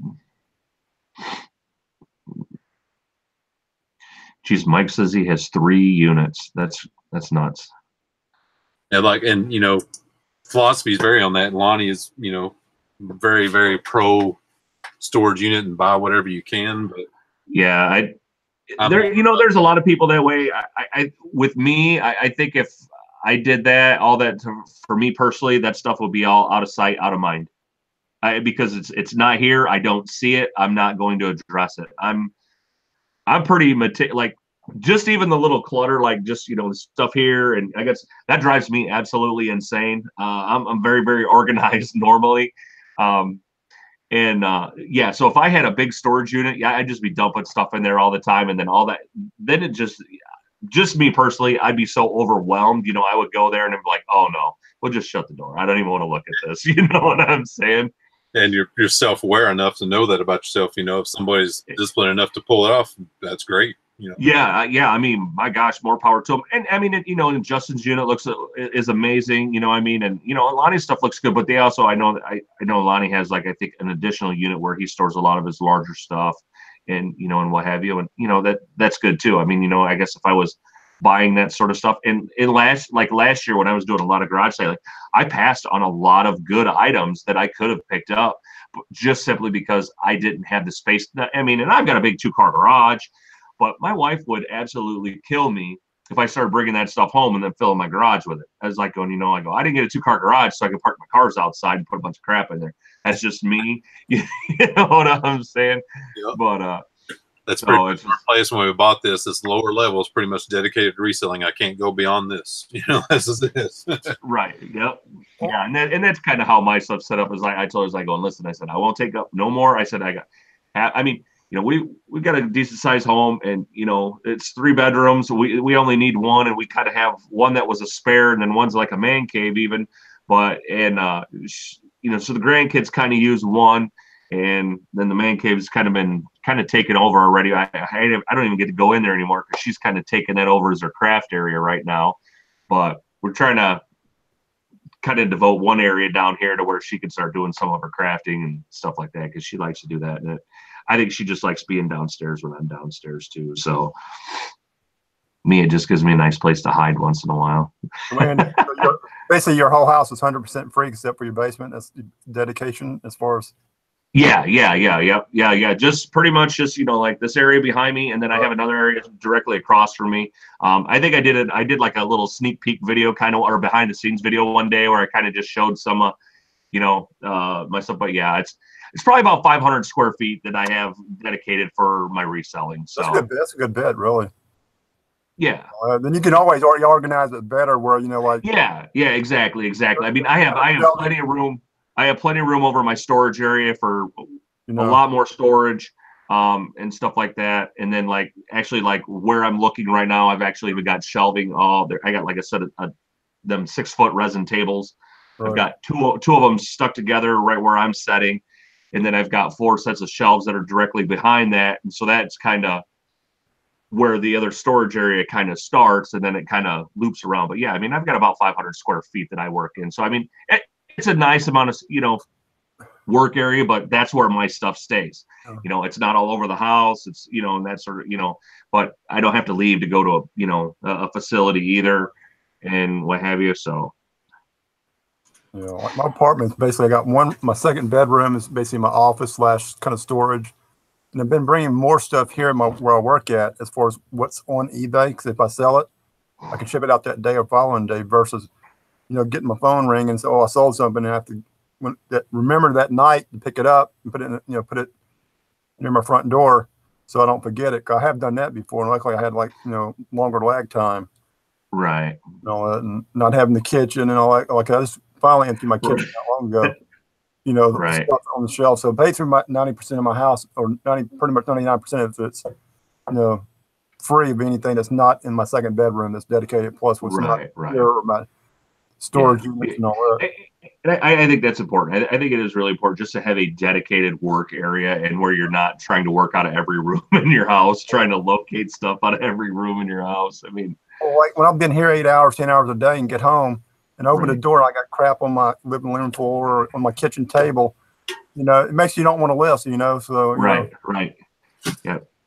And that falls into what we were talking earlier. You just start getting overwhelmed.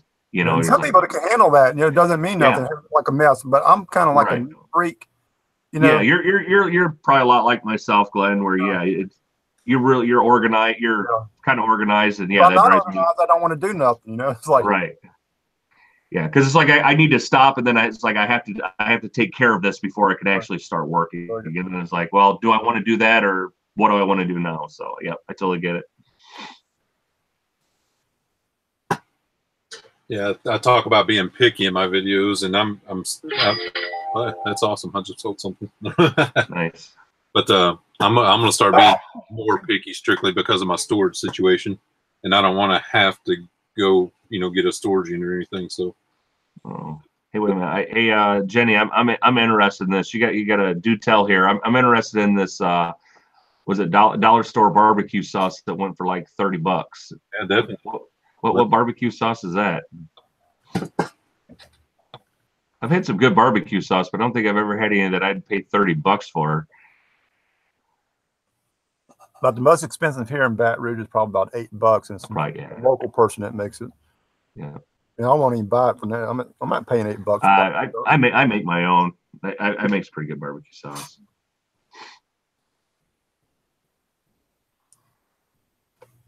I need to pull up my chat. I can't see it. Man, Swag Maven's got a combo. She says she's disorganized and her boyfriend is a professional organizer. that'd be a nice combo. Like, hey, here's my crap. Fix this.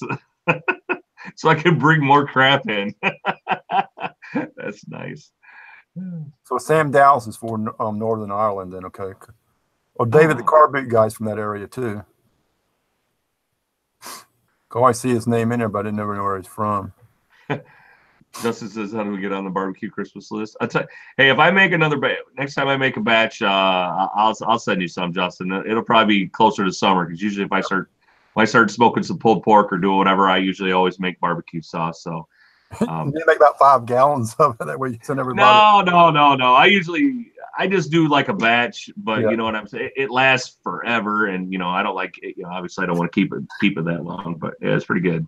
I'm pretty spoiled with barbecue because I grew up in Arkansas, so I was Memphis barbecue my whole life, and then Kansas City barbecue. Now, do you like the white sauce? No. Okay. Isn't Arkansas the one that is famous for like the white sauce, or what do they call it? Or whatever. Carolina. Somebody has a St. Louis, Missouri. I don't know. It's I thought somebody had like. Sure, someone in the chat knows what it's. I forget what it's called, but it's like a white barbecue sauce. Yeah, they have some of that at a local place here. It's called Dixie. Alabama. Okay, it's Alabama. That's what it is. Alabama white sauce. That's it. Thanks, Scott.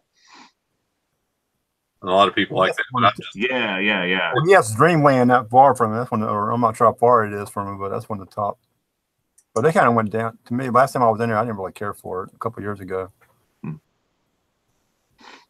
I ate their roll bread and dipped it in barbecue sauce. We get a really good barbecue place. I'll say it's really good, but really the only thing I love their brisket there. Right. And man, every time I go, I tell everybody get the brisket grilled cheese. So one of my buddies turned me on to it, and he's like, "Dude, it's phenomenal." I'm like, "Really?" He goes, "Just get it. It's phenomenal." And they put like their smoked brisket on like big thick Texas toast, and I don't know what all they do to it with. Oh, it is so good. I eat them. It's like every time I go in there, it's like I need a brisket grilled cheese, and I always get something else. They're so good. Well, I have a barbecue place that opened a year ago for me, and it's only like 2 minutes from where I live, or I can see it. Basically, probably gets there in 90 seconds, but it's not that good to me. It's a real kind of a high-end barbecue place, and okay. Yeah, you got one of them little hole-in-the-wall barbecue places. Those are always like the best. Well, this is like a local person, but like you said, he's a fancy chef, and I feel like you need to take a couple steps back. It's like when you bring out the food, they bring out 4 different types of barbecue sauce and all kind of fancy and all that. So y'all just need to kind of make it a lot more simple. Yeah. But there's another one that's like 15 minutes away, and I really like there. They got pulled pork sandwiches, like coleslaw and all that on it. I mean, I love those. Oh yeah, you put a little coleslaw on some pulled pork. Oh, that's money right there. Absolutely, 100%. I'm a slaw burger guy. And like I said before that, first time when I went there, they said coleslaw. I'm going, ugh, But once they get it, there's no turning back. It's so awesome. One of the best sandwiches I've ever had in my life has slaw on it. It's from Brothers in Pittsburgh, and they put slaw and French fries on a sandwich. It's amazing. Justin said he's watching this in the shower. No more details than that. That are waterproof. That's funny. We don't need Jenny, where are you from? Jenny goes, I like how I started this barbecue conversation. That's why we like you guys in the chat. You guys are great for just keeping us going with just who knows. Hey David, how you doing, buddy?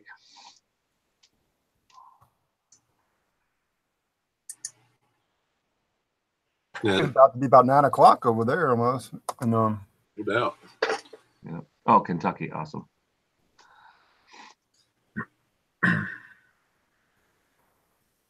John, the Dad's Venture Garage Mission Barbecue in Richmond, Virginia. Yeah, they just opened a Mission Barbecue here in my hometown, and here where I live too. And it's okay. Like I said, I'm kind of spoiled with the Memphis and Kansas City barbecue. Oh yeah, running through my veins. Yeah. See, that's kind of like I get kind of that way as well because like I do a lot of my own. I love doing my own stuff, and you know that you get kind of high on your own supply. You know what I'm saying? Like no one just makes it like how you do it. When I go places, there was like, you're such a snob, and I'm like, no, I go, it's just I make better. I'm sorry, but it's like mine's just better, and you know. That's funny because before the concert the other night, we went to Dave Matthews concert. We went out to dinner and stuff, and we're eating this, you know, this dinner, whatever. I was like, I looked at my wife and I go, I can do it better. yeah, exactly. You know, we're paying $40 for this decent dinner. I'm like, I can do it a lot better than this. I'm a picky eater, and when like I said, I mean, I go somewhere eating something. Man, my mom can cook better right. than that. Because I'm a big cooker. I'm like Andy. I cook all the time. I love to cook. Yeah. Like this morning, I was talking to Justin. I made blueberry protein pancakes and bacon. That's one of my favorite breakfast meals. I love it. I heard you talking about that Kodiak, but the only thing about the Kodiak, I don't have to be rude or nothing, but it gives you the forts, or makes you want to poop or whatever fort. Yeah, the protein one. That's tough because I bought that Kodiak and it does. I mean, I can tell the difference when I eat that stuff, even though it's better for you. Yeah. It seems like you want to fort a lot more. I don't know if it does something to your system. I guess it's just an adjustment because I'm fine on it, you know. So yeah. I do a lot of the cooking. My wife's a big baker, so it works out really well. She loves to bake and do all that sort of stuff, so it works out really, really good for us. So, you know, she goes, if you want to do all the meat and do all that sort of stuff, she goes, you know, yeah, she goes, I'll make desserts or I'll do, you know, cool. So actually, then when I just ran to Walmart and I went and got earbuds, she's like, "Hey, get me a thing of flour, get me a thing of vanilla extract." And so apparently, she's making something when she gets home today. So that's a bad thing about cell phones. You could be doing something at the store and like Andy and say, "You gotta get this, get that, get this." You know, it's not like when you get home. Hey, can you go back? Like the old days. Well, hey, I'd rather be able to get it when I'm out than pull in the drive. And then she's like, "Oh, hey, can you go?" I'm like, "Oh, you're killing me." Yeah, because she was asked before she left earlier. She's like, "Hey, can you get this?" I go, "Just text me. Text me what you want." Because I go, if you don't write it all down, I'm not going to get everything you need. So.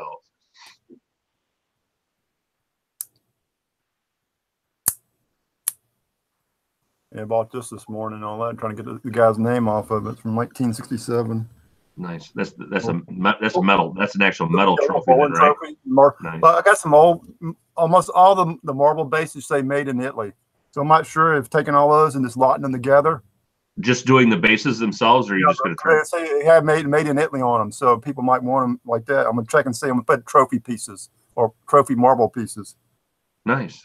Let's see if I need to look that up and see if if they are selling like that. I'm assuming they would. Outside the box. Yeah, Cisco says grilling season is all day, every day in the summer. Grilling season is all year round. And I live in Illinois. I've been out there in the middle of it's snowing like a monster out there, and I'll be out there grilling. I don't care. It's as long as I'm coals light, and I don't use gas. I use lump charcoal. Yeah, as long as I get that baby lit, man, it's on. Same. I'm a year-round griller. So yep. Give it to me. Trying to get some stuff listed. It's been a really good sales day. Yesterday was crap, but today's been pretty good.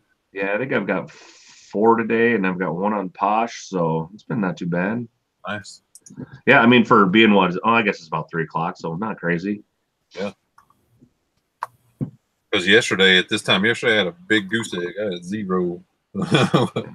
Well, honestly, yesterday I didn't have anything until, man, it was probably almost 5 o'clock, and then I got like 3 almost like back to back. It was just like my phone went off. I was like looking at it. My phone went off again. I'm like, oh, I wonder if they bought 2 items.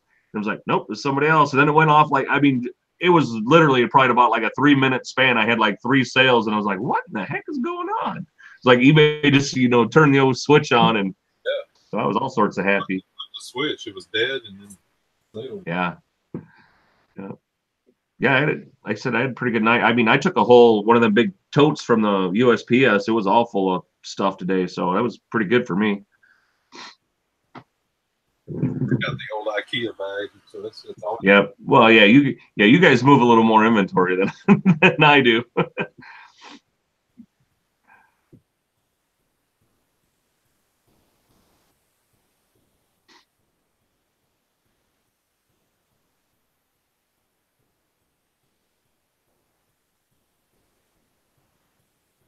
It's really Barbara, I can't say your last name. I can't, but she said she went to order eBay shipping supplies and wasn't able to use PayPal. Yeah, somebody, I Wow. don't know, was it RVA last show or somebody was talking about that? That they went to use their PayPal and couldn't. They had to use their credit card. Yeah, because I went to go order bags from somebody I normally like, the poly bags from, or poly mailers from somebody I normally always buy from. And when I went to go do it the other day, it was that way. I had to use, and I was like, well, guess I'm ordering from somebody else. So. Yeah, because like telling him to go over it, I think they went over like $4 or $5, because they got a little bit more over the $50, right. $5, whatever they had, and they had to use a credit card to process this. No kidding. So that's only been in the last month too. So I guess they go on that new. Yeah, that new system. Right, because and once you go on that, it's like you can't take go back. Yeah, so. And I don't know why they don't have the option where you can use either or. Because I know like the website where I buy like my cigar, we'll just say my cigars, for example. I mean, there's an option. I can use my debit card or I can use PayPal. I know like a lot of times if I buy shoes online, I think it's Zappos, or there's one of the other ones. I mean, I can either pay with PayPal or I can use my debit card. So I don't know why eBay can't set it up that way. Oh, Andy, you found looking at your store now, you got a lot of nice clothes. So, man, how much of your personal stuff in your closet and your wife's closet stuff you found? I mean, you find good enough stuff. I would say probably 90%. On looking at me right now, like what you see right now. Right. These are Steve Madden sunglasses. I thrifted. This Cubs hat I thrifted. This vest I thrifted, and this is a Eddie Bauer flannel. I thrifted, and I think the shirt I have underneath that is a Carhartt shirt I thrifted. So I'm like to the point though, but I mean I'm in the thrift so often though now. Yeah, I mean I'm more than I go maybe twice a week. Sometimes 3 depending on. So it's just, you run across stuff that, you like or that's your size. And so I scoop it up. And yeah, I mean, for me now, when I was younger, I was one of them kids that, I had no problem dropping $75 to $100 on a pair of jeans or whatever. I can't do that. Me now, I mentally can't do that. I mean, it's just, yeah. And I can remember one time I come home and I was a kid, I was living at home, and I think I bought like a $75 pair of Z Cavaricci jeans or something like that. This is like way back in the day. And, being a big shot, and I'm telling my dad, goes, really? You can afford $75 jeans? Guess what, son? He goes, you can start paying some rent, because he goes, obviously you got way too much money. I was like, whoa, wait a minute. He goes, he goes, 75. I got the longest lecture of my life, man, when I was a kid. He goes, $75. You know how many jeans I got? He goes, it would have cost $75. He goes, every pair of jeans in there is under, would have cost me less than $75 altogether. So yeah, he really gave it to me. Yep, every pair of jeans in my closet were thrifted, and they were thrifted for $7.50 and under. Every single one of them. Yeah, and it's all stuff. It's not like it's junk. It's really good stuff. No, yeah, I mean, because I buy a lot of Carhartt jeans and stuff like for work. I like the Carhartt, but then I have like nicer Levi's or nicer, some other, nicer name brand jeans. But yeah, I mean, if I'm getting them for under $5, I mean, I'm foolish not to pick those up, because why do I want to spend $45 or $50 for the same thing? Because a lot of times I'm still getting them either brand new with tags, you know what I'm saying, or whatever. So. Well, like cargo shorts and all that with the pockets on, like you can put your cell phone and all your stuff, and I wear them like all the time, But I couldn't find nothing lately at garage sales, because they were mine and wearing out. So I went and bought 2 pair at like Sears and some cheaper ones. I was saying after like 10 times wearing them, they were all worn out. Where the ones I find at garage sales are usually more high-end ones. Yeah. Yeah, I actually just grabbed this. This was yesterday. It's Croft and Barrow. Still got brand new with tags. I paid $3 for it. Still got tags on it. I mean, it's clothes or whatever, but I mean, it's just a nice. I like wearing flannels in the, in the kind of the fall. I wear a lot of flannels and I wear them to work and stuff like that. But yeah, I mean, it's just, it was my size, new tag. So yeah, this is going in my closet, but it's still sitting down here because it was in a bag with some other stuff I picked up. But yeah, I mean, at Kohl's, that thing's even on sale is probably still going to be $24. You want to have a special show in there where everybody shows their stuff, all their clothes closet. It's like, well, this is all thrift store stuff.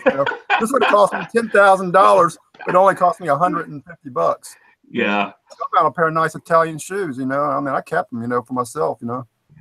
God, I would never buy for myself. My wife was just talking the other day, and I probably will do this one day, is just walk around the house with the camera and show all the stuff I've thrifted that is just around the house, because it's a lot of stuff. Yeah.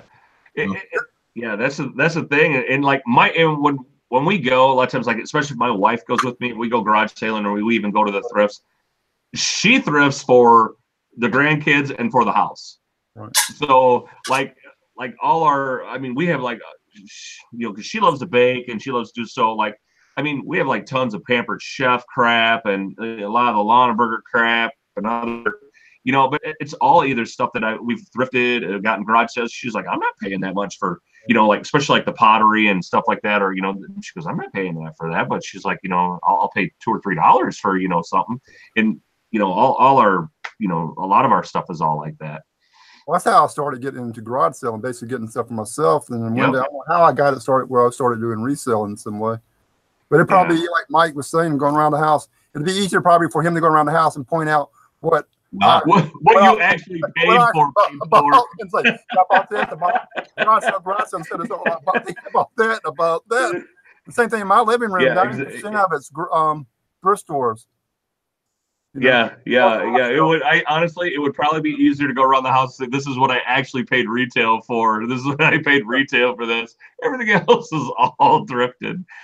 And it's funny because even at Christmas, and I know, and like we give gifts, or a lot of times, sometimes like you're just like, I wonder, you just like see like there's like, I wonder if they got that at a garage sale, or if they got, but it's like new stuff. I mean, like it's like my wife the other day, like, so I bought a bunch of toys on Black Friday in our Goodwill. They had tons of toys.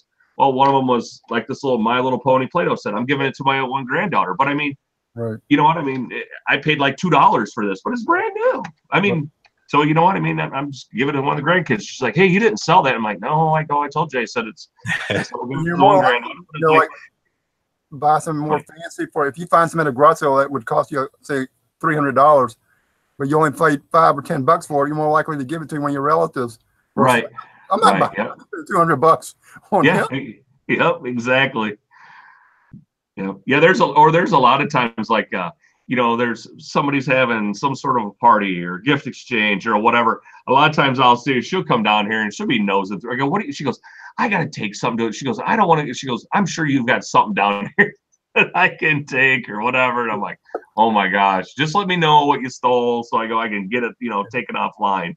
Yeah, that's what I was about to say. Just make sure you take it off. Don't leave without taking it off. Yeah, and she's horrible. And I know Justin was saying that his wife does as well. Because like my wife calls the area down here and like my big storage, she calls it the store. And and she'll come down here and she's always looking for either shoes or coats. Right. She's got 9 million coats, I swear. And a lot of them are all thrifted. Because I find nice jackets and coats, and and when she does go, she usually is always in that area. So she does find good stuff for me. So a lot of times she'll be like, hey, I found this one, and this one. But she goes, can I get this one for me? And I'm like, oh my God. I'm like, fine. I go, okay, you found one, you found 3 good ones. I'll let you get one. You know what I mean? So yeah. Well, you just say, yeah, it cost me $5. Just give me the $5 there. Put that. Yeah, right. Put it into the store account, Yeah. Well, and then the thing with Poshmark is, she'll get on Poshmark and she can actually search my size. Right. So like she'll know what all I have. She'll just get on my Poshmark and she's like going, hey, she goes, what's a, what size medium or large, shirts or coats do you have, or what size 9 shoes do you have? And she'll pull them all up, and then she knows right where to go grab them as well. And I'm like, stay out of my stuff. Or what would be bad if she took some and forgot to take it off, and she's at the party. You call, hey, honey, I just sold it. You need to bring it back. Yeah, yeah, right. Yeah, especially because I've only got 1 day handling on, all my stuff. But yeah, so far I don't think she's got me on anything. And actually, she just brought down it's like one of them Chi curling iron straighteners. She picked up 1 day.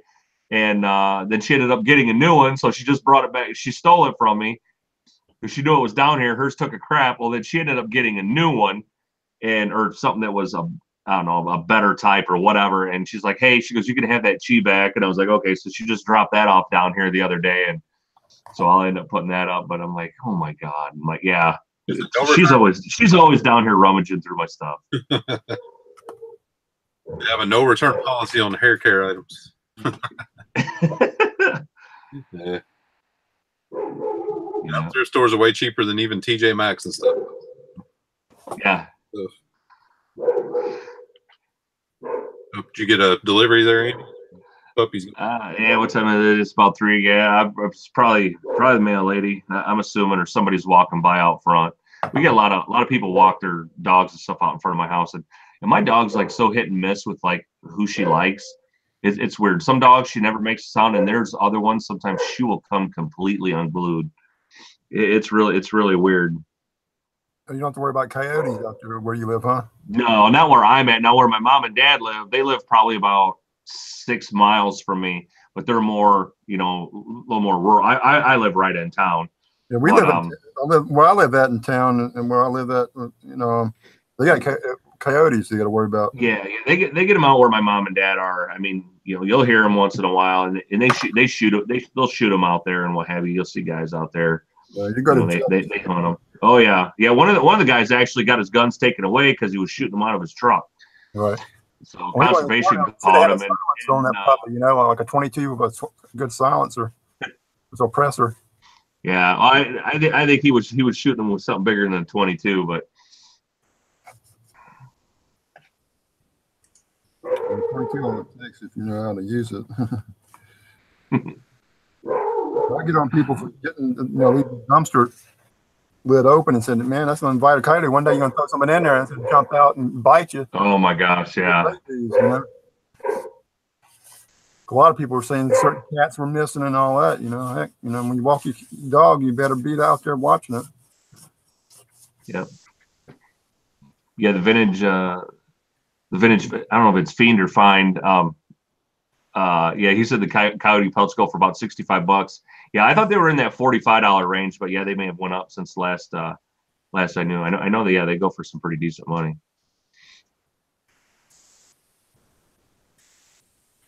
That's why selling coyote pelts. Freshly scanned. We just run the whole gamut in here, right? Go from barbecue sauce to coyote pelts. I'm getting a little work done. Man. Yeah, I got to go upstairs. I think the mail lady's here. My dog's losing her mind. Hey.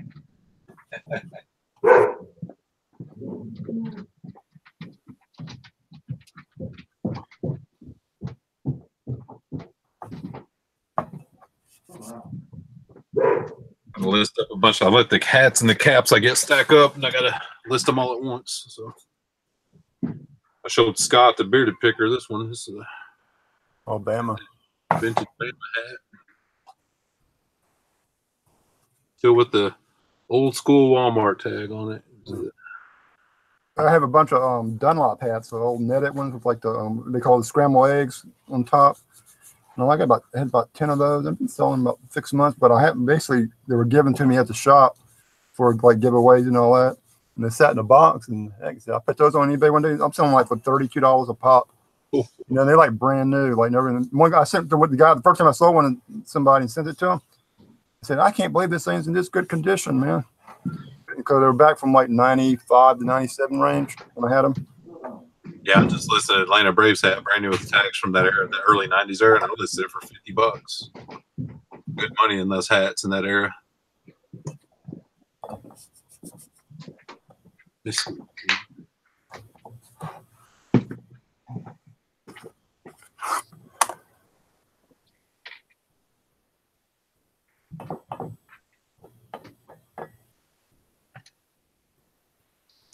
But I don't know if y'all come across old like motocross jerseys and stuff like that gear. Some of that stuff sells good. yeah, every once in a while I've sold some of the, the Jeremy McGrath stuff and a few, jackets and stuff. But I like to have the original jersey, something like he race worn. I would love to have something like that. Yep. You can sell that for a couple $100. Absolutely. I got some Jerry McGrath T-shirt, KTM T-shirts. He only rode for them that one year in 2003. Mm-hmm. And all that, and in the bag, I need a list on eBay. I sold not a dirt bike, but it was a sport, one of the crotch rockets, whatever they call them, Right. Sports bike racing jackets with all the patches all over them. It had this thing full of patches. Yeah, but like the road racers use. Yeah, picked that up for like $1 and sold it for a couple $100. So yeah, I got a Kevin Wyndham actually. Wasn't a race jersey, but it is from No Fear because the No Fear people actually gave it to me. I need a list. I'm not sure if I can get a couple $100, but you got a race coming this year or whatever, and I need to bring it with me there and get him to sign it. He used to come into my shop a long time ago when he's a little like 5 and 8 years old. Andy, you do a lot of hats. You know what that logo is? Oh no, I see Made in USA. I guess some local. Yeah, it's definitely vintage, but hang on here.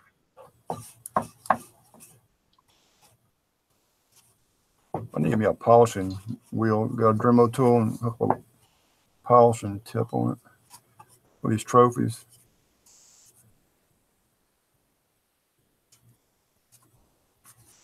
The Gate City Picker, Mike, thanks to you. I kept my eyes open and found some coffee mugs yesterday. I paid about $2 for a few and should net about $20-30. It's good stuff, man. The best coffee cup I found so far was one Astro Roll. I had a yellow one and it had all the different rides on it. Mm-hmm. And I'm thinking early 70s. But what was cool, the best part about it, it still had the price tag on it from Astro Roll. This was at a thrift store. I said, what are the odds of that? That'd be 1,000,000 because anybody's ever, as soon as they get it and wash it, that would have came off in like a couple seconds, Mm-hmm. And I still had the tag. I think I got 30. I started real high, like 60, and had been on there forever and go lower and lower. I think I finally got rid of it for like $32 or $39. That's a heck of a flip on a mug, though, I'm telling you. Yeah, for 25 cents or 50 cents. Yep. Well, what's crazy, I went back the other day, and I guess they got this place kind of stinks and that, and it's just scattered everywhere. But I guess somebody bought all the coffee cups. I'm talking about a couple $100 of them. I guess what are all the coffee cups? Well, some lady bought them that was a school teacher for a school project. We gave her a super good deal for buying them all. Cool. All right, can you guys hear me? Okay. Yeah. It's not echoing. Yeah. Okay. Awesome. I'm trying out these. I just got some Bluetooth headphones, so I just making sure it's not like feeding back or doing anything. So now I can actually get up and move around. Yeah, I need to get me some. I'm not using headphones now. I can't find them. I'm using my little earbuds. Normally, I'd have to instantly. I just have the Google Hangouts window open, my YouTube muted, and everything's going through my computer. So. Yeah. See, when I do that, it all like feeds back because I think it uses the microphone off of my cam, right. And so I have to have the headphones in, and I'm like, okay, I can't work and be attached to the PC, but it's like, okay, I'm gonna get a set of these like Bluetooth headphones, and that way I can at least move around because I think you guys can hear me pretty well most. Like, yeah. You hear me okay, like clear over here? Yep. And Okay, that's awesome. even while I'm way over there, I can still hear you great. Okay, awesome. Yep. It's good stuff. Good. Now I can actually get something done now.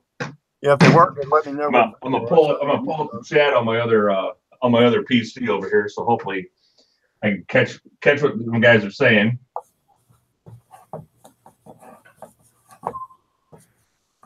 I'm just listing some of these vintage hats. One of them I got to find a logo on the other one.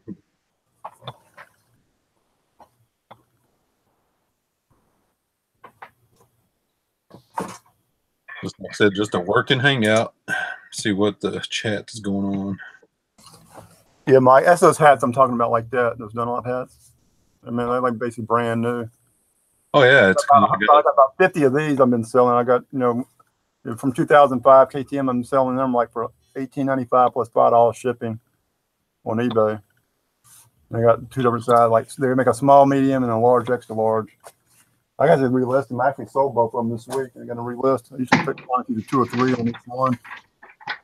Those are awesome too because they're easy to list, they're easy to ship, good profit margin. I wish they would make a hat box. I use I know Andy uses, I think, the 888, and I use the 1086 one because it's a little wider and all that.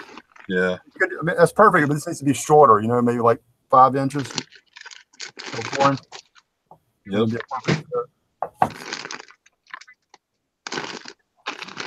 Videos on YouTube where people sent $30 and $40 hats in a poly mailer.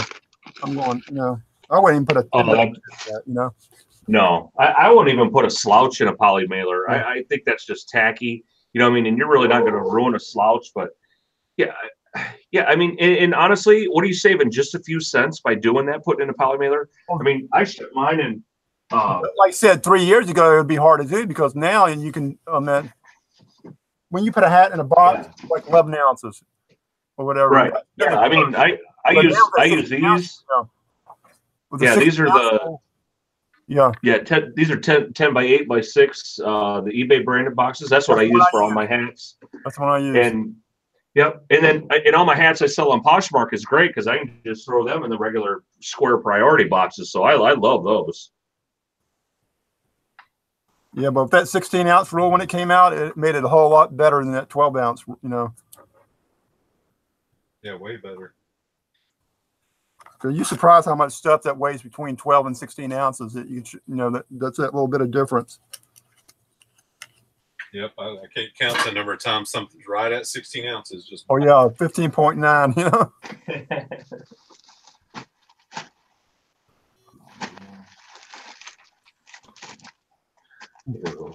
Gotta go inventory a couple things real quick. Get them out of here so I can start doing something. Oh no, it's just right across the room. Good.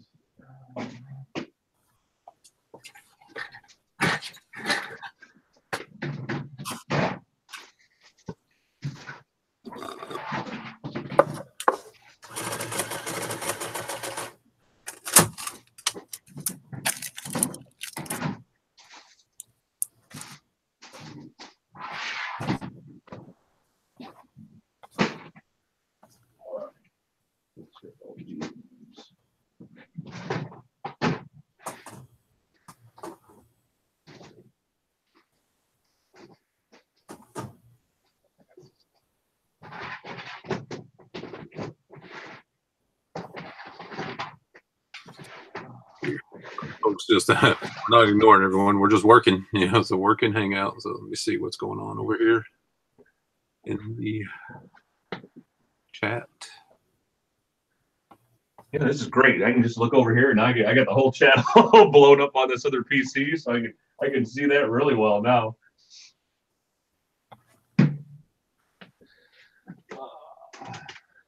It makes life a lot easier. Moving around. Yeah. I gotta steam some clothes.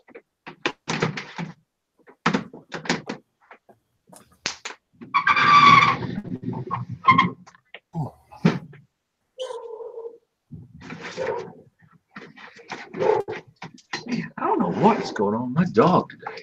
She nuts.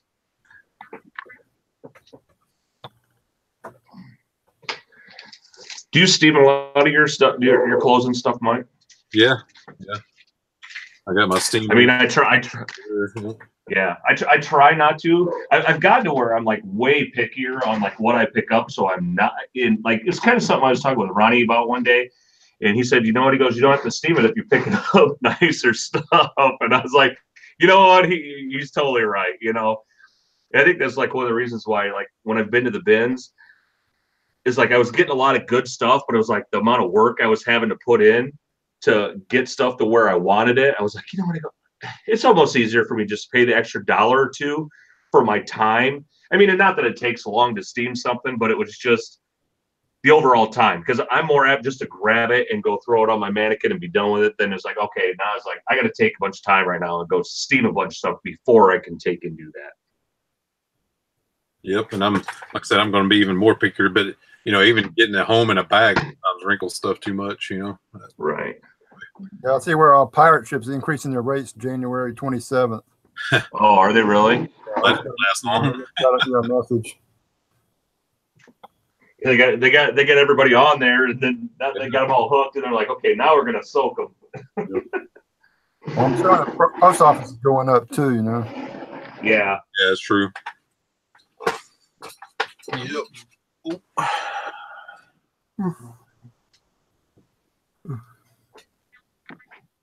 Everything goes up. I tell my subscribers all the time, and they freak out about rate increases and your thrift store's going up. I'm like, well, raise your prices. I need to go back through a lot of my old listings.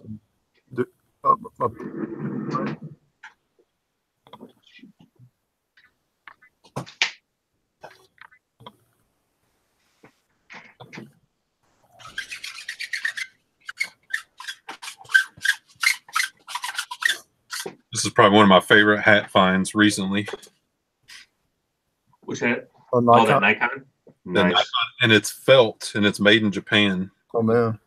So Nice. obviously no comps on that. I just found they were wiffle hybrids, but they had like one had a pheasant and one had a quail on it, and then they had the felt bill, and both of them had felt bills, but one was like really like kind of, I don't think that they'd been worn, but I don't know if they were like kept in or something like that. So they had like sun fading in them. I ended up leaving them, but they were pretty neat hats. And I kind of comped them out. I found some real similar ones, and they were going for around 40 a pop. But I was just like, you know what? I don't think I'm gonna mess with these. They were kind of neat. They were still pretty cool though. Obviously no comp on this Nikon hat, so I'm going to shoot for the moon, and yep, what happens, that's all you can do. You try to put in like Google Images and see if any thing pulls up. That stuff never works well for me. It bring back every like Nikon camera and shirt and the planet, but not this hat.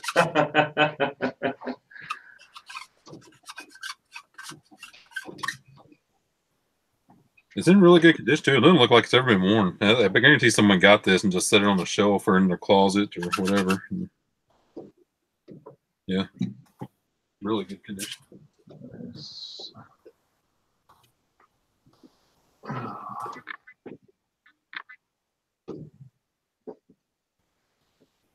Check this out. We found this awesome Jimmy Buffett 2002 concert shirt. Oh, nice. I know it's in my size. I'm gonna sell it, but I thought it was pretty cool. We went to that Buffett concert in Boston, Andy. We got there pretty much right on time. We were traveling that day, so the concert started like at 8, and we got there at 7:50. Most of the merch was sold out. It was gone. Oh yeah. It was the thing is people start getting there. Like when we go, we typically go to Alpine Valley in Wisconsin. And I don't like going to regular because, like, I've been to a few in Chicago, but the ones that I've been to in Chicago are actually not in Chicago. But the last two have actually been at Wrigley Field, and I hate Wrigley Field to go to because you can't tailgate, and we tailgate. So, like, we're there like usually between 10, 11 in the morning, and then the shows start 8 o'clock at night, and it's just an all day it's just an all day thing. But oh my gosh, yeah, it is pretty crazy.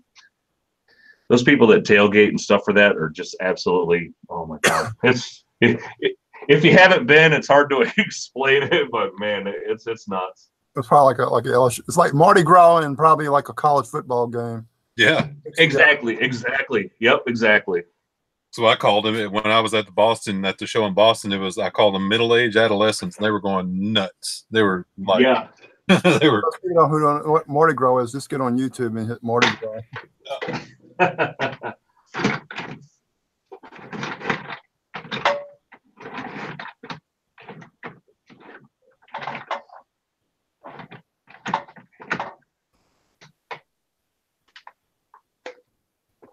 Ooh. You use distilled water in that? I sure am.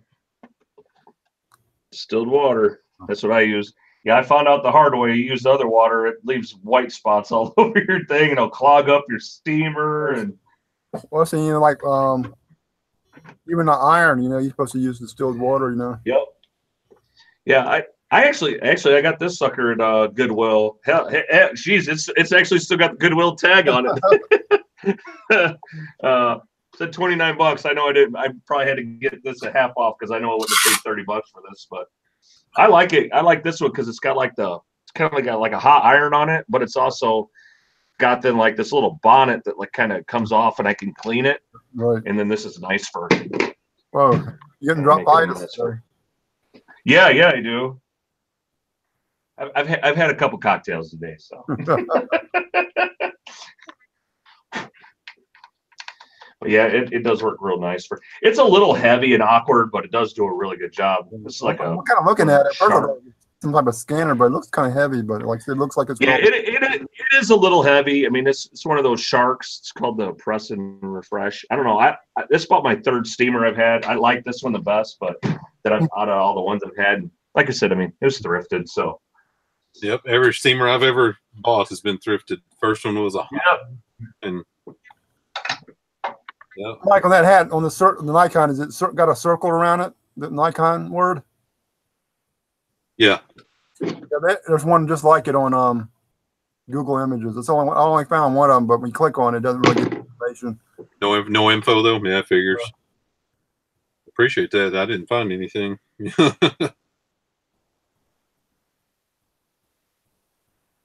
I don't know if that's a good thing or a bad thing to have something that's really scarce. Well, sometimes, like you said, it's for high, and the worst thing can happen is somebody offers you something. I wouldn't take the first offer. You have to wait to make the third or fourth offer. Yeah. From different other people, you know, not the same person. Yeah. You take the first one and say, okay, you have 60 on it. You take 50 for it, and you send by somebody, you know, that would have gave you the full amount for it, you know. Yep, and it's doubly good because, like I said, it looks like it's never been worn. There's nothing on the sweatband. You know, it's really good. Inside. Yeah, you could tell usually after a few times if they sweat. You know, it's kind of dirt, you know, little specks of dirt. And we wore it a lot. It's a different color. So shoot for the moon.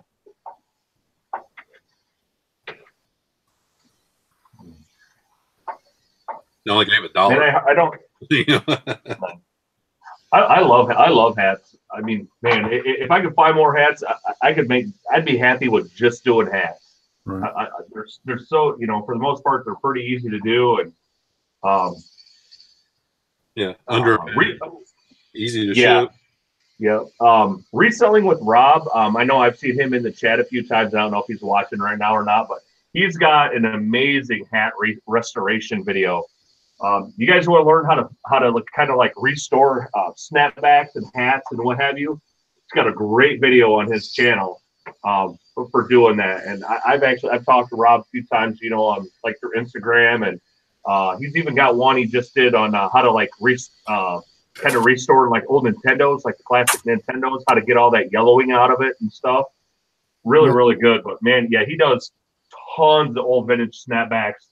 And I tried it on one I got, and man, I was amazed at how well it came out. I was super happy with it. So, yeah, I kind of try and shout him out as much as I can. What was his name again? Is Rob by Reselling, or it's just Reselling with Rob, or I think it's just called Reselling with Rob. I think is what he goes by.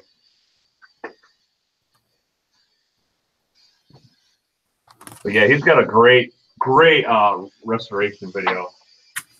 They got a lot of old snapbacks and all that, you know, that are vintage and all that. I need to fix. That would make it a lot better. Yeah, you just basically take and he throws them all in like a tub or whatever with like some OxyClean, and he kind of shows how to clean. It shows you how to clean them, and then after they're all done, then he'll use a balloon. And you blow the balloon up inside the hat, so that'll take all the wrinkles out of it while it's kind of wet. Right. And then you just take and you spray it with like spray and starch. Right. Like oh my gosh, yeah, it came out really well on the one I did. I was super happy with how it turned. now I've been picking up some hats I normally would have kind of passed by because I know I could take and clean them. You know, kind of, you know, really straighten them out and bring them back to life. Right. Actually, if you go on my Podsmart, Glenn, I got an Iowa. It's on my Instagram as well. But there's an Iowa Hawkeyes hat on there, and that hat there is the one I restored. And I gave Rob kind of like a shout out on there, and I have him tagged on my Instagram, so you could probably like go right to his thing on Instagram, you know, like from mine. But right. Yeah, when he did his videos, did he do like a before and after? See this ugly hat? I'm gonna make it look like a new one. You know. I can't remember. He showed a whole bunch of them on there, like that he kind of restored and stuff like that. But yeah, he said he sold like thousands of hats, and I was like, yeah, they were really, really cool. I was really, like I said, I was really happy with how they turned out.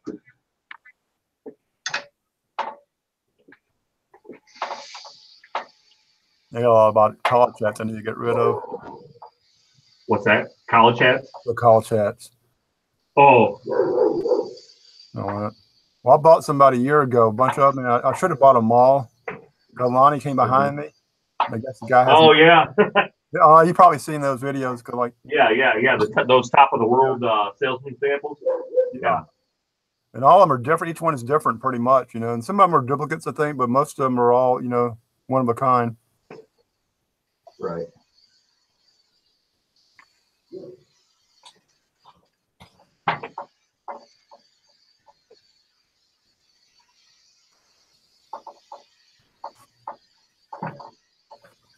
Guys, I'm gonna take off. I think, like you said, I'm gonna go home and get some food in my stomach. I haven't eaten no lunch. I'm about to pass out. Yeah. Get rid of all this. Everybody must be busy. Everybody must be busy today. No one come in and hang out. But I know Lauren's at a wedding or something, and yeah, I think Justin was watching Game of Thrones. Yeah. I mean, he works an awful lot. Yeah, he does. Guy puts a lot of time in. I can understand taking the weekends off, I guess. Yeah. Yeah.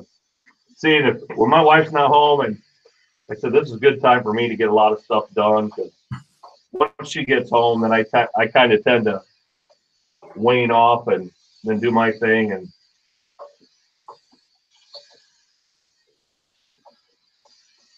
you know, if anything, just as long as I got a bunch of this stuff all prepped and ready to go, it don't take me long to photograph them and measure them and, you know, all that.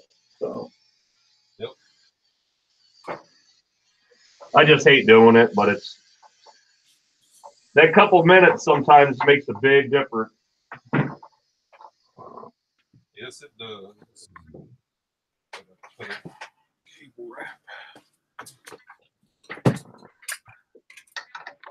I always come down here with the intention to list all these jackets I got hanging up, but I end up doing hard goods that's laying around because they're so much easier. They are. You know, and that's it. It's like, everyone's like, well, how come you do clothes? Why do you do clothes? And I'm like going, because clothes is what's available where I'm at. It's like, believe me, I'd love to do more hard goods, but it's just finding hard goods in decent quality and, you know, and a decent quantity. It's really, really hard where I'm at. And we have a ton of resellers in our small community, so it's a lot of competition. Totally get that.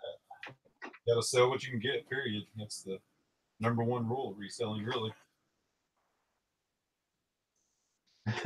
Yeah, Jenny Gossett said clothes are a pain, but I keep buying them. You know what? Clothes pay my bills. They do. They pay a lot of my bills. Yeah, like I said, I'd prefer not to buy them, but it's just the money's too easy. You know, I should go through how much, you know, my sales were clothes and hard goods for the year or something. Yeah. Jenny also want to know what your thoughts are, and mine, I'm assuming mine, on mannequin versus hangers. Mannequin all the way. Mannequin, exactly. I used to use a hanger. Yep. And once I bought we were actually at a garage sale, and I found a mannequin, and I was like, oh my gosh. And man, it made all the difference in the world for me.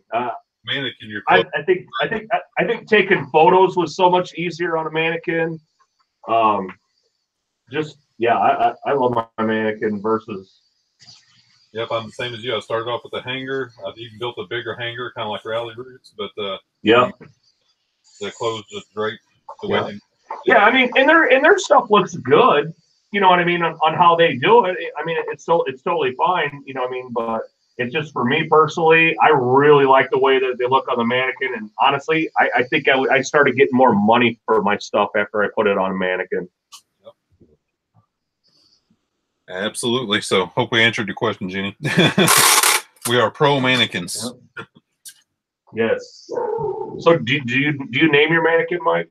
No, I haven't gotten that. I know so many people that name. I know so many people that name their mannequins. It's kind of funny.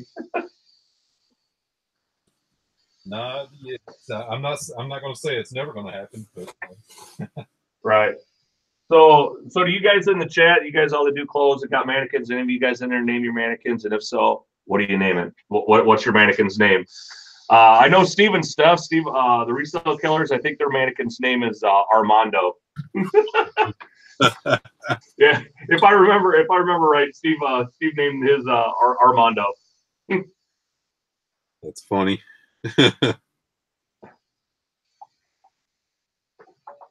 Yeah, I don't name mine. And I've got a black male mannequin, and I've got a white male mannequin and a white female mannequin, and I really prefer the black one over my white ones. I honestly I never use my white male mannequin at all. The black one just stands out so much better. I was about to say you just get better contrast. Yeah. Yeah.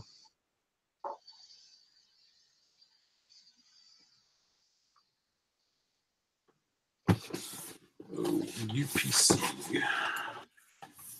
Man, I wish I wouldn't have thrown this jersey in a bag. They wouldn't have. I wish I would have got it out right away. This thing is, well, I mean, it's got those stitched letters and stuff like that. So they were all, numbers are all wadded up, and I'm like, gosh darn it. Yep, and I don't know about yours stores, but in mine, the cashiers cram as many clothes as they can in a bag. So Yeah, they do, and I hate that. It drives me nuts. Yeah.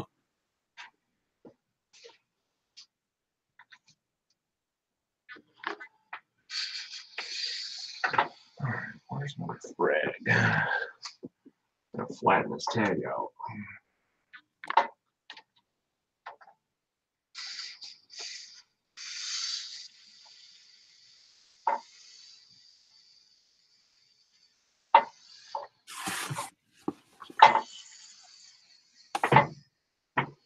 Have you seen my video, Mike, on how to get like the inside tags to lay straight, nice and straight, or if you can't get them straight, like how like a lot of times they pop up or they curl over when you're taking your photos. Yeah, the coin.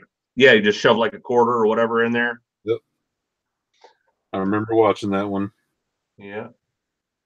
The I get it's weird for just something so simple like that. I get a lot of people. I've had a lot of comments on that. Like just people messaging me in general and stuff like that. They're like, that is like the greatest tip, or neatest little trick or hack or whatever. And I'm like, yeah, it's just, I guess it was one of those things. I never seen anyone do it, but it was just like kind of a common sense sort of thing, I guess. Or I was like, I go, yeah, I'm always trying to hold that thing down. I don't like sticking pencils or pens on there or, that sort of stuff. And if it's a single tag that's not folded over, I'll just use a piece of tape and just tape it down and just take your picture. Oh yeah, that's a good way to do that as well. It's usually vintage stuff that has just that single tag, but it's.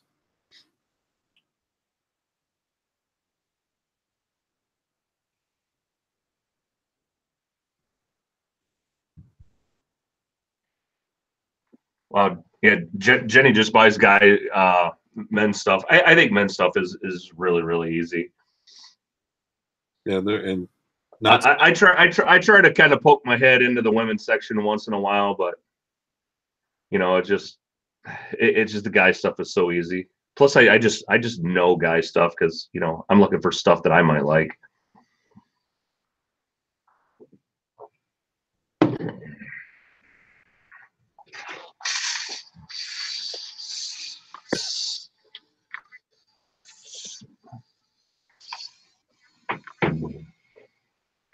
So have you guys in the chat, you guys find anything good today or sell anything good today?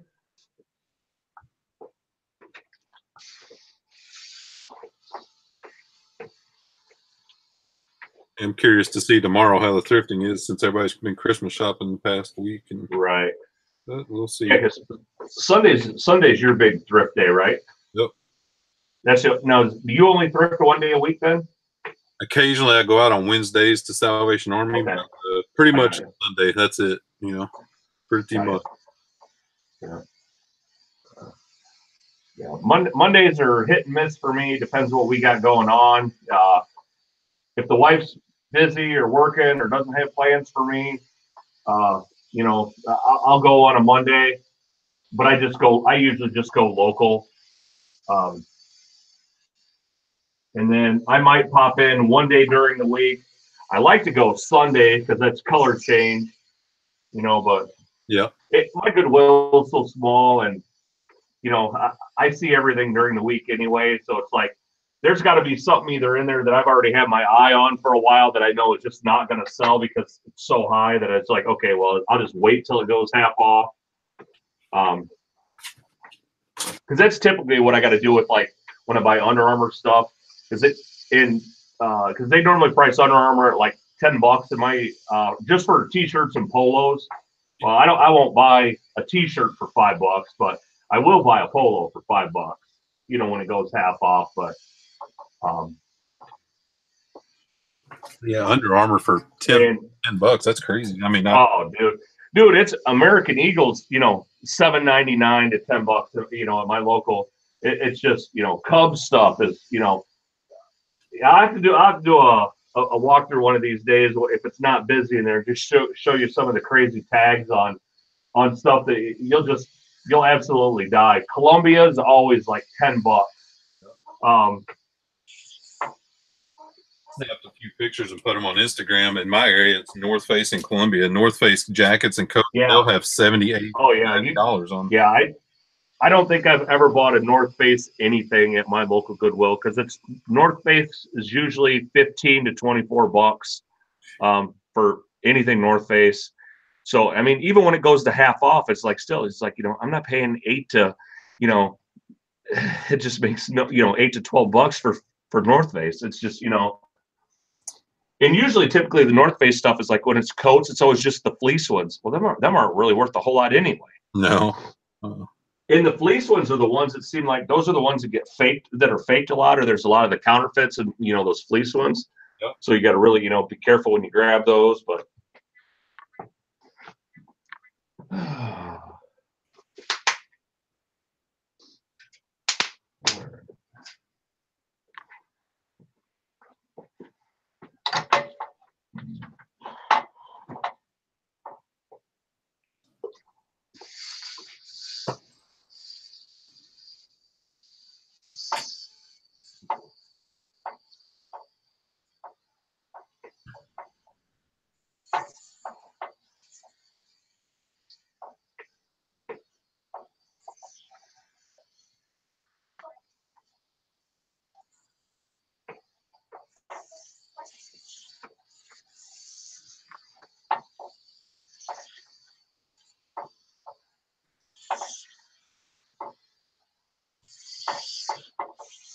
I think we talked about this earlier, Mike. Did you get your postal workers anything for Christmas, or are you going to? I do, yeah.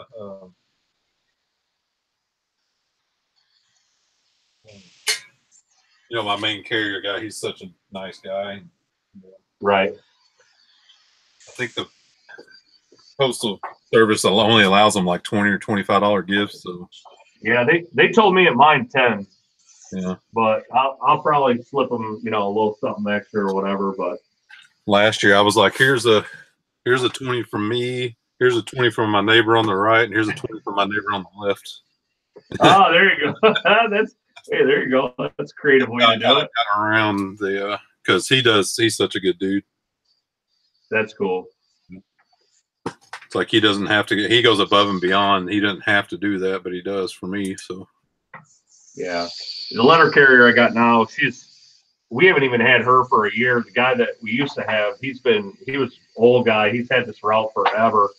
But the new letter carrier we got, she's really good. She always leaves my dog a treat on top of the mailbox. So, you know, it doesn't matter whether we're here or not. There's always a little dog, you know, just a milk bone or whatever on top of the mailbox. So, you know, I just appreciate just that. You know, I mean, that's really nice. She doesn't have to do that. Yeah, absolutely. Yeah. You guys in the chat, do you guys do anything like that for your postal workers? You guys, you know, get them anything? If so, I'm just kind of curious what you guys get. You know, give me some good ideas. I look forward to, especially those people. You know, this way they're my employees, whether they're on my payroll or not. You know, I try to treat them as decent as I can. You know, I got like a big beer fridge in my garage.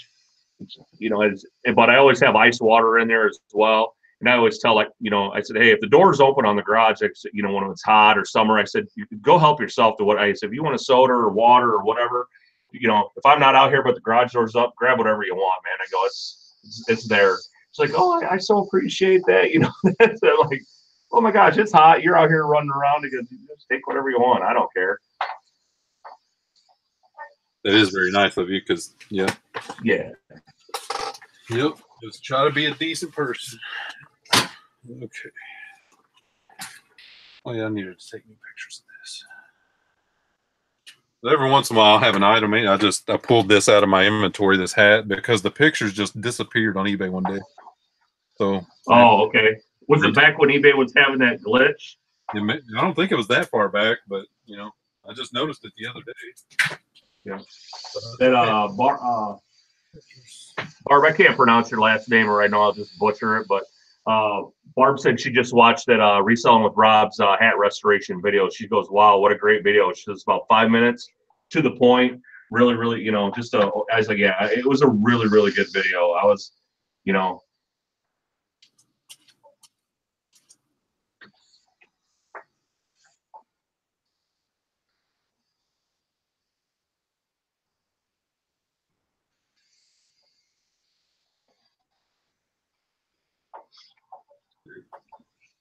Yeah, Jenny, what I do when it comes to hats, as far as knowing which ones to pick up, I grab anything that looks interesting. You know what I'm saying? If it kind of looks interesting, or you think it might be, you know, just grab it. I mean, typically hats are $1 or less. I mean, and if you make a bad buy or whatever, you know, I mean, honestly, probably for the most part, you can still sell it for $10. I don't think I've ever lost money on a hat. I don't care how bad the hat was, even in shape or condition.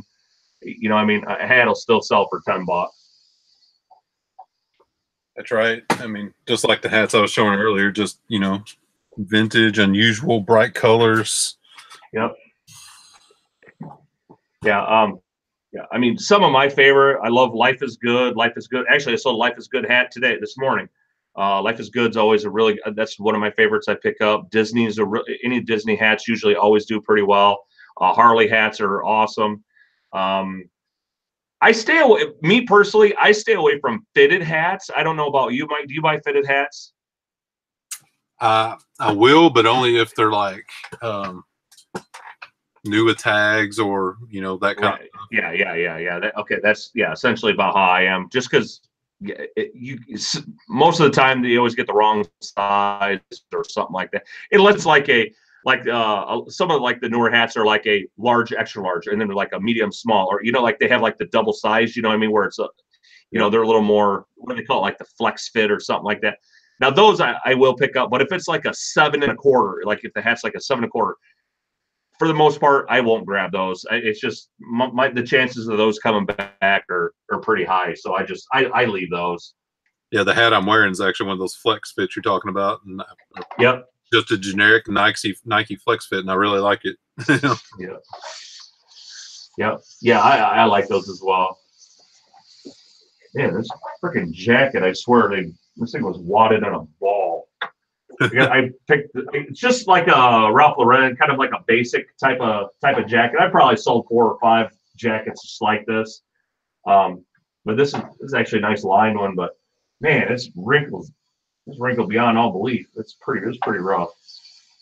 And it's coming out, but like I said, I just hate putting this kind of time sometimes into This is probably only a, I don't know, $35, $40 coat. I mean, it's not a, I don't know, I might get a little bit more out of it, but it's only a size large, so it's not like a crazy good size, but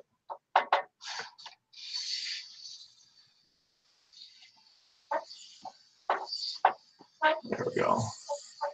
That's one thing I like with this steamer, and it has that little iron. It's great for flattening tags. You know, like when the tags are all kind of funky, I always just put kind of like a little rag in behind it on the back side, and I can flatten the tags all nice, and then they'll lay. They usually lay pretty decent. Yeah, that one's not bad. D City Picker says, down here in the South, I see a ton of NASCAR hats. Ain't worth the cloth printed on. And you're absolutely right. Unless it's a Dick Trickle hat, you're exactly right. You know. It's funny you just said that because I got two of them. I got this little Dick Trickle one right here.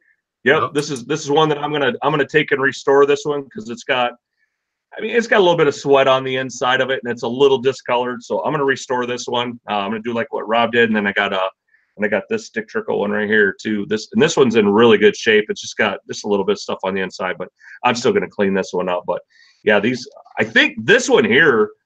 Well, the black one is not overly rare, but it's still a decent hat. But this one here, yep, that one there is probably going to be in the. I'm guessing in the 50 range. I will probably ask a little more just because I haven't even found this one. So this one here is really rare. So this is probably, what was Dick Trickle like? Late 80s, early 90s, like 88, 89, 91, 92. I mean, he wasn't on the scene very long because, I mean, I don't know if you guys know much about Dick Trickle. He started kind of came onto the scene and then he committed suicide. So, you know, but yeah, I've actually sold some really good NASCAR hats, and you know, I don't follow NASCAR, you know, or anything like that, but there are some really, really good NASCAR hats. Honestly, my best NASCAR hat sale. Actually, I've had two really good NASCAR. I had a $75 Dale Earnhardt Wrangler NASCAR hat I sold here not long ago, which was an awesome sale. I think it was, I don't know if it was a Richard Petty or somebody else. I've had a couple pretty good NASCAR sales, but you know, it's just one of those. Yeah, I was just going to talk about Richard Petty, yeah, and some of the old school guys. Yeah, Richard Petty's one of those that like his stuff does well, but you got to be really careful because there's a ton of it out there. Yep. You know, I mean, so you got to find like the rare or the numbered type of stuff. You know, I've had better luck with that, but yeah, Richard Petty is really, really a good one to find. What we're saying is there's always exceptions there. Yeah, exactly. Right. And that's true for most, not just hats and NASCAR. It's true for everything. Yeah. Because yesterday we were talking about 90s era baseball cards, but there's a few exceptions out there. Yeah, there isn't very many 90s ones that are worth money anymore, but yeah, like I said, there are a few. For the most part, they're fire kindling, but yeah. I'm sure almost all that stuff anymore, man, is all just because man, they just saturated the heck. But like when I first got on eBay, it was in 97. You know, and that's what it was baseball cards and football cards is what I sold, you know, way back then. But I mean, you know, it was a lot of, you know, I was selling a lot of like 84 tops and, you know, that, you know, just the older 80s, you know, cards and stuff that I had, which, gosh, you used to get really good money out of that stuff back then. And, but then, yeah, like I said, then the market just went nuts. You know, the whole secondary market just went nuts. And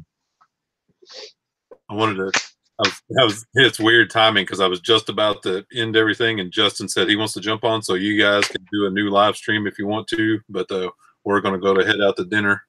No, you're not leaving. Spend some of that hard-earned money you got going on. Yeah, right. But thanks everyone, and yeah, we just hung out for a couple hours here. So, and they may start up awesome. Keep an eye out on either Andy's channel, the Parrot Head Picker, or Justin RVA Flip. They may start something else up. Yeah. So, yep. Thanks, Andy. Yeah. I mean, maybe I'll just take I'll just take and fire one up probably. So. Hit it up. Justin said he would jump on in a few minutes. So. Yeah. All right. Yeah. Justin, go ahead and hit me up, and I'll fire one up. All right, man. Thanks, everyone. Bye. Okay. Nice seeing you, Mike.